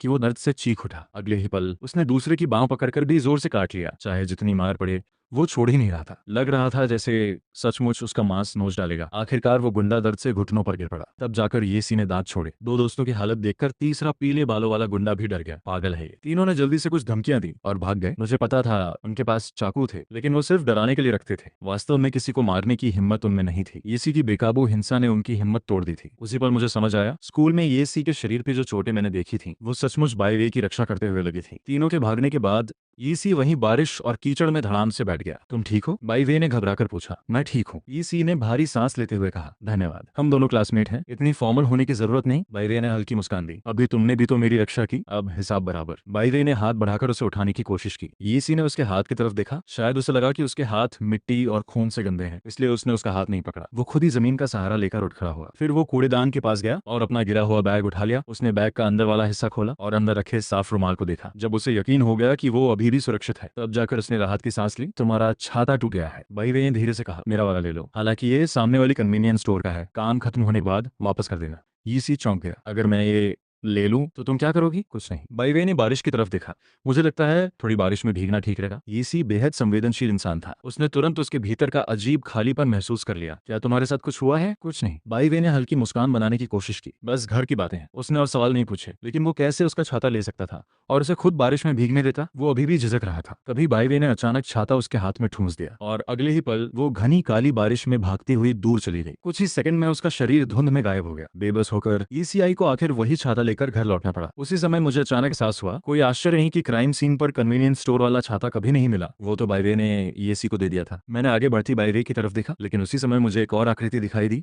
लिन रानहाई। वो सीसीटीवी से बचते हुए लगातार उसका पीछा कर रहा था। क्योंकि मैं पहले ही उससे पूछताछ कर चुका था, इसलिए उसके पीछा करने पर मुझे कोई हैरानी नहीं हुई। इस वक्त मेरी सबसे बड़ी जिज्ञासा बस एक थी, क्राइम सीन पर आखिर हुआ क्या था। मैंने अपने बगल में तैरती गोस्ट बाई रे की तरफ देखा। वो अब भी चुपचाप आगे बढ़ती पुरानी बाई रे को देख रही थी। हम दोनों उसके पीछे चलते रहे। ठंडी बारिश उसके पूरे शरीर को भिगो चुकी चुकी थी, लेकिन उसे जैसे कुछ महसूस ही नहीं हो रहा था। उसके कदमों का कोई लक्ष्य नहीं था, उसे नहीं पता था कहाँ जाना है। धीरे धीरे चलते चलते वो पुराने शहर के उस हिस्से में पहुंच गई जहाँ लगभग कोई सीसीटीवी नहीं था। आखिरकार वो एक टूटे हुए बारिश शेड के नीचे जाकर रुक गई। उसके सामने मूसलाधार बारिश गिर रही थी और वो बस खाली आंखों से उसे देखती रही। मैं गोश्त बाई वे के साथ खड़ा सब कुछ ऊपर से देख रहा था। मैंने साफ देखा, अंधेरे में छिपा लिन रानहाई तेजी से फोन पर टाइप कर रहा था। देखने की जरूरत ही नहीं थी, स्पष्ट था वो लिन शिया को बाई वे की लोकेशन भेज रहा था। मैंने मन ही मन सोचा, अब शायद लिन शिया यहाँ आएगी। मैं पहले से कल्पना करने लगा था कि आगे क्या टकराव होने वाला है। इसके बाद उस रात वहां मौजूद हर वो इंसान धीरे धीरे वहां से गुजरा जिसने आगे चलकर किसी न किसी तरह इस केस में भूमिका निभाई। मैंने जियांग यन को देखा, वो पास के पार्किंग शेड में बैठा सेब काट रहा था। फिर उसे फोन आया और वो जल्दी से चला गया। चाकू भी वो अपने साथ ले गया, यानी सचमुच वहां दूसरी नाइफ नहीं छोड़ी गई थी। एक होमलेस आदमी, एक डिलीवरी राइडर, कुछ लोग बस बारिश से बचते हुए गुजर गए। फिर वो गंदा पड़ोसी भी आया जिसे मैं पहले से सस्पेक्ट मानता था। वो रेनकोट पहनकर चुपके से एक एडर शॉप में घुसा, कुछ सामान खरीदा और जल्दी से निकल गया। चारों तरफ लोग आते जाते रहे, लेकिन बारिश के नीचे खड़ी बाई वे बस एक टूटी हुई मूर्ति की तरह वहीं खड़ी ही, जैसे उसकी आत्मा ही गायब हो चुकी हो। दुनिया इतनी बड़ी थी लेकिन उसके पास जाने के लिए कहीं नहीं था, और जब इंसान को पता ही ना हो कि कहाँ जाना है तो उसके कदम खुद ब खुद रुक जाते हैं। काफी देर बाद एक रेनकोट पहने छोटी सी आकृति वहां दिखाई दी। वो बहुत लंबी नहीं थी, बल्कि हल्की और नाजुक लग रही थी। जब बाई वे यूं ही खोई खड़ी थी, वो आकृति धीरे धीरे उसके सामने आकर रुक गई। उसके ऊपर पड़ती हल्की रोशनी अचानक ढक गई। बाई वे ने सिर उठाया। याशी, मैं पूरी तरह जम गया। मैंने हमेशा सोचा था कि लिन रनहाई ने लिन शिया को बुलाया होगा, लेकिन मेरे सपने में जो इंसान वहां आया था वो था बाई वे की सौतेली बहन बाई याक्षी, बाई चिंगफेंग और लिन शिया की बेटी। ये कैसे संभव है? मेरा दिमाग सुन्न हो गया। मैंने कभी कल्पना भी नहीं की थी कि वो छोटी लड़की उस रात क्राइम सीन पर मौजूद थी, लेकिन अगले ही पल मुझे उससे जुड़ी कुछ बातें याद आईं। बाई याक्षी बेहद बुद्धिमान थी। उसने छोटी उम्र में क्लासेस स्किप की थी। उसकी अकादमिक क्षमता असाधारण थी, यानी उसके पास उम्र से कहीं ज्यादा मैच्योर दिमाग था। अब समझ आया, मैंने सिर्फ उसकी उम्र देखकर उसे पूरी तरह नजरअंदाज कर दिया था। लेकिन अब सोचने पर बहुत संभव था कि उसी ने अपनी माँ के नाम का इस्तेमाल करके लिन रानहाई को बाई वे का पीछा करने भेजा था। लेकिन क्या एक छोटी लड़की सचमुच बाई वे के साथ ऐसे टकराव तक पहुंच सकती थी जो आखिरकार मौत में बदल जाए? मुझे पहले से पता था। बाई याक्षी ने ठंडी आवाज में कहा, आज तुम्हारी हालत देखकर साफ था कि तुम्हारे पास जाने के लिए कोई जगह नहीं बची। बाई वे ने हमेशा इस छोटी बहन से कभी दुश्मनी नहीं रखी थी। हालांकि वो अच्छी तरह जानती थी कि बाई याक्षी उसे पसंद नहीं करती, लेकिन वो फिर भी नहीं समझ पा रही थी कि इतनी रात और इतनी बारिश में उसका पीछा करते हुए यहाँ आने की क्या जरूरत थी। तुम इतनी रात यहाँ सिर्फ ये कहने आई हो? बिल्कुल नहीं। बाई याक्षी ने सीधे उसकी आंखों में देखा। मैं बस कुछ बातें साफ करने आई हूँ। आगे से हमारे घर मत आना। मैं और मेरी माँ दोनों तुम्हें पसंद नहीं करते। तुम्हारे पास तो तुम्हारी अपनी माँ है ना, फिर मेरे पापा को मुझसे छीनने क्यों आती हो? उसकी आंखों में उम्र से कहीं ज्यादा गहरी जलन और नफरत भरी हुई थी। बाई वे कुछ पल चुप रही। बस ये कहने के लिए तुम इतनी दूर आई हो? कुछ बातें सामने कहनी जरूरी होती हैं। बाई याक्षी ने रेनकोट की जेब से वाटरप्रूफ बैग निकाला। मुझे पता है तुम अब बेघर हो चुकी हो। इसमें 1000 युआन है, इन्हें ले लो और इस अग्रीमेंट पर साइन कर दो। इसके बाद हमारा कोई रिश्ता नहीं रहेगा। उसी पल मुझे सब समझ आ गया। बाई याक्षी बाई वे की टूटी हुई हाल का फायदा उठाना चाहती थी। वो पैसों के बदले उससे हमेशा के लिए रिश्ता तोड़ने का समझौता करवाना चाहती थी। इसीलिए उसने लिन रनहाई से उसका पीछा करवाया था, ताकि पक्का यकीन हो जाए कि बाई वे के पास सचमुच अब कोई सहारा नहीं बचा। बाई वे ने वो अग्रीमेंट देखा। उसके चेहरे पर दर्द भरी मुस्कान उभरी। उसे उम्मीद नहीं थी कि उसकी अपनी बहन भी ऐसे समय में उसे और चोट पहुंचाने आएगी। जब इंसान पहले ही टूट चुका हो, तब अपने ही लोग अगर धक्का दें तो वो दर्द सबसे गहरा होता है। मैं पैसे नहीं लूंगी, बाई वे ने धीमे स्वर में कहा। बाई वे, सपने देखना बंद करो। बाई याक्षी की आवाज और ठंडी हो गई। तुम्हें अब भी समझ नहीं आया क्या कि पापा तुम्हारी परवाह ही नहीं करते? वो तुमसे प्यार नहीं करते। आज का मौसम देखा है, इतनी भयानक बारिश में तुम घर छोड़कर चली गई, लेकिन उन्होंने तुम्हें रोकने की एक कोशिश तक नहीं की। जानती हो इसका मतलब क्या है? मतलब उनके दिल में तुम्हारे लिए बेटी जैसी कोई जगह है ही नहीं। उसकी हर बात जहर में डूबे बर्फीले कांटे की तरह बाई वे के दिल में उतरती चली गई। उनके दिल में तुम्हारे लिए कोई जगह नहीं। ये शब्द बाई वे पहले भी काउंटलेस बार सुन चुकी थी, खासकर अपनी माँ के टूटे मानसिक हालात के दौरान।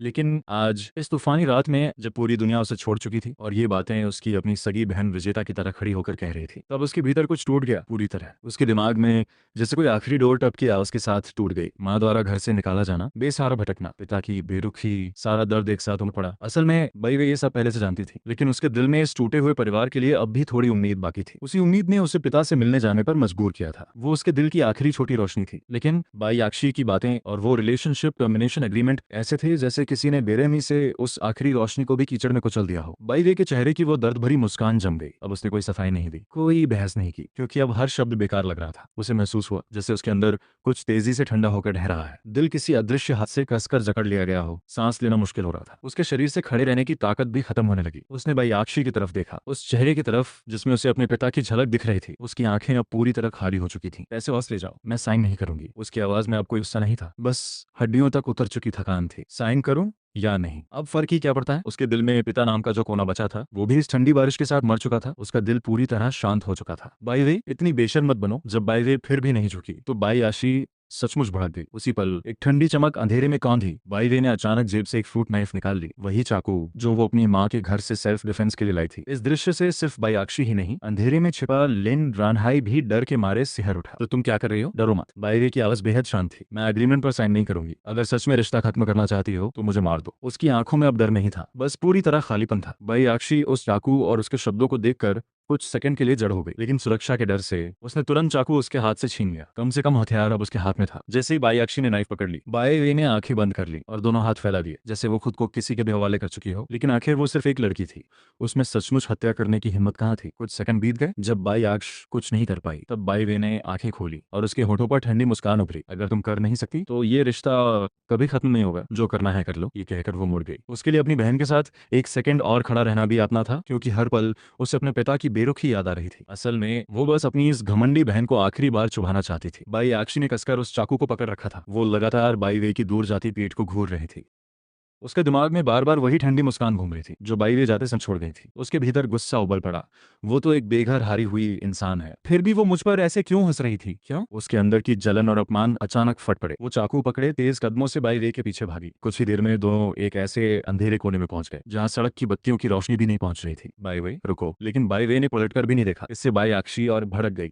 वो दौड़कर आगे बढ़ी और बाई वे के कपड़े पकड़कर उसे जोर से अपनी तरफ घुमा दिया। भीगे हुए कपड़े पहले ही अस्त व्यस्त थे। उस झटके से उसकी शर्ट और भी बिखर गई। काली बारिश के बीच बाई वे बिना किसी भाव के अपनी बहन को देख रही थी। फिर अचानक उसने आगे बढ़कर बायाशी की नाइफ पकड़ी हुई कलाई कसकर थाम ली और अगले ही पल उसने उसी नाइफ की धार अपने गले पर रख दी। अब समझ आई? उसकी आवाज बर्फ जैसी ठंडी थी। अगर समझ गई हो तो कर दो। बारिश की ठंडी बूंदें बायाक्षी के हाथ पर गिर रही थी, चाकू की धार से फिसलती हुई नीचे बह रही थी। बाई वे की उंगलियां उसकी कलाई को जबरदस्ती पकड़े हुए थी। वो ब्लेड को अपनी गर्दन की तरफ दबा रही थी। उसकी आंखें, जिनमें कभी काउंटलेस इमोशंस हुआ करते थे, अब पूरी तरह खाली थी, मानो वो अंतिम फैसले का इंतजार कर रही हो। तो तुम मुझे मजबूर मत करो। बायाक्षी लगभग टूटने लगी थी। मैं बस तुम्हें खुद चुनने दे रही हूँ, बाई वे ने शांत स्वर में कहा। अगर नहीं कर सकती तो घर वापस चली जाओ, बारिश बहुत तेज है। असल में बायाक्षी उसके टूटने और भीख मांगने का दृश्य देखना चाहती थी, लेकिन बाई की यह अजीब शांत प्रतिक्रिया उसे अंदर से डरा रही थी। वो मानसिक दबाव सह नहीं पा रही थी। उसी समय जब बायाक्षी लगभग कोलैप्स होने वाली थी, अचानक अंधेरे से एक काली परछाई बाहर कूदी। वो लिन रानाई था। वो अब तक दूर छिपकर सब देख रहा था, लेकिन रोशनी बहुत कम थी। उसे बस इतना दिखा कि कोई चाकू किसी के गले पर रखा हुआ है। उसने तुरंत मान लिया कि बाई वे बायाशी को हॉस्टेज बनाकर धमका रही है। उसके दिमाग ने सोचने का मौका ही नहीं दिया। डर से घबराया हुआ वो पागल कुत्ते की तरह उनकी तरफ दौड़ पड़ा। उसका मकसद साफ था, चाकू छीनना और बायाक्षी को बचाना। लेकिन उसे जरा भी अंदाजा नहीं था कि उसका यह अचानक हमला पूरी ट्रेजेडी की आखिरी चिंगारी बन जाएगा। पहले से मानसिक रूप से टूट चुकी बायाक्षी अचानक सामने आए उस साये से बुरी तरह डर गई। वो इंस्टिंक्टिवली पूरी ताकत से बाई वे की पकड़ छुड़ाने लगी। उधर जैसे लिन रानहाई उनकी तरफ झपटा, बाई वे के शरीर ने भी इंस्टिंक्टिवली हल्का डिफेंसिव रिएक्शन दिया। उसी क्षण जमीन बारिश से फिसलन भरी थी। बाई वे संतुलन खो बैठी और लगभग बायाक्षी की तरफ गिर पड़ी। घटनाएं एक डेडली चेन रिएक्शन की तरह जुड़ गईं। बायाक्षी घबराहट में पीछे हटते हुए दोनों हाथ अंदर की तरफ खींचने लगी, क्योंकि वो कुछ पकड़कर खुद को संभालना चाहती थी, लेकिन उसके हाथ में अब भी नाइफ थी। उसी समय बाई वे आगे की तरफ फिसल रही थी और लिन रानहाई पूरी ताकत से उस नाइफ वाले हाथ को पकड़ने के लिए झपटा। तीनों की ताकत एक ही पल में टकराई। अंधेरे में वो तेज ब्लेड एक बेहद छोटी आग बनाते हुए चमकी और अगले ही सेकंड छप मांस चीरने की हल्की आवाज बारिश में दब गई। समय जैसे थम गया। लिन रनहाई का हाथ आखिरकार बायाक्षी की कलाई पकड़ चुका था। उसने राहत की सांस ली। उसे लगा वो सफल हो गया, लेकिन बायाक्षी की आंखें अचानक फैल गईं। उसका शरीर जड़ हो गया और उनके बीच फंसी बाई वे हल्का सा कांपी। उसे अपनी गर्दन पर एक ठंडी छोटी सी चुभन महसूस हुई। उसने नीचे देखा, मानो उसे समझ ही नहीं आ रहा था कि क्या हुआ, लेकिन अगले ही पल वो ठंडा एहसास जलती हुई गर्मी में बदल गया। उसकी गर्दन से गर्म खून तेजी से बहने लगा। उसकी भीगी हुई शर्ट तुरंत लाल होने लगी। उसकी आंखों की उलझन धीरे धीरे गायब हुई और उसकी जगह एक गहरी, पूरी तरह शांत स्वीकृति उभर आई। उसने कोई चीख नहीं मारी, कोई दर्द नहीं जताया। बस उसके शरीर की सारी ताकत धीरे धीरे खत्म होने लगी। वो पीछे की तरफ ढह गई और पानी से भरी ठंडी सड़क पर जोर से गिर पड़ी। कीचड़ भरे पानी में गहरा लाल रंग फैलने लगा। उसकी आंखें आखिरी बार उठी। पहले लिन रानाई का डर से टेढ़ा पड़ा चेहरा दिखाई दिया, फिर बायाशी का सफेद पड़ चुका चेहरा, और उसके बाद उसकी आंखों की आखिरी रोशनी भी बुझ गई। लिन रानाई सुन्न खड़ा रह गया।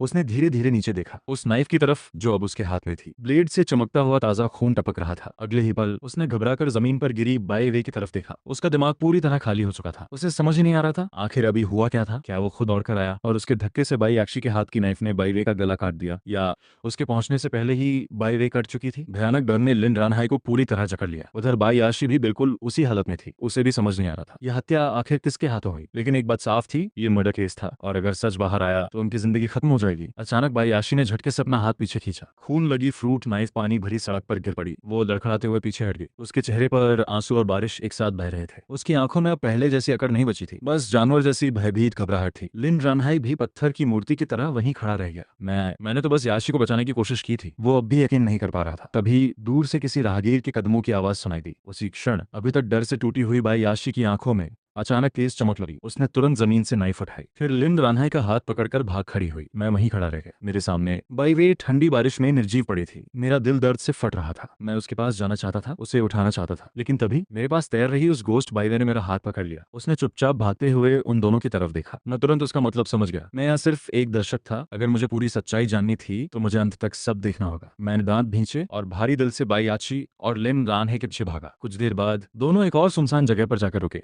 बारिश अब भी लगातार गिर रही थी। अब क्या करें? लिन रहन लगभग रोने लगा। सब खत्म हो गया। अगर पुलिस ने पूछताछ की तो क्या बोलेंगे? घबराओ मत। भाई याक्षी ने खुद को जबरदस्ती शांत किया। उसकी आवाज कांप रही थी, लेकिन दिमाग अब भी काम कर रहा था। इतनी बारिश में यहाँ कोई कैमरा नहीं है। हमारे साथ कुछ नहीं होगा। मामा, आज जो लड़की तुम्हारे घर आई थी वो अब भी वहाँ है ना? है, लेकिन मैं उसके साथ रिलेशनशिप में नहीं हूँ। तो अब हो जाओ। भाई याशी ने तुरंत कहा, उसे अपनी गर्लफ्रेंड बना लो।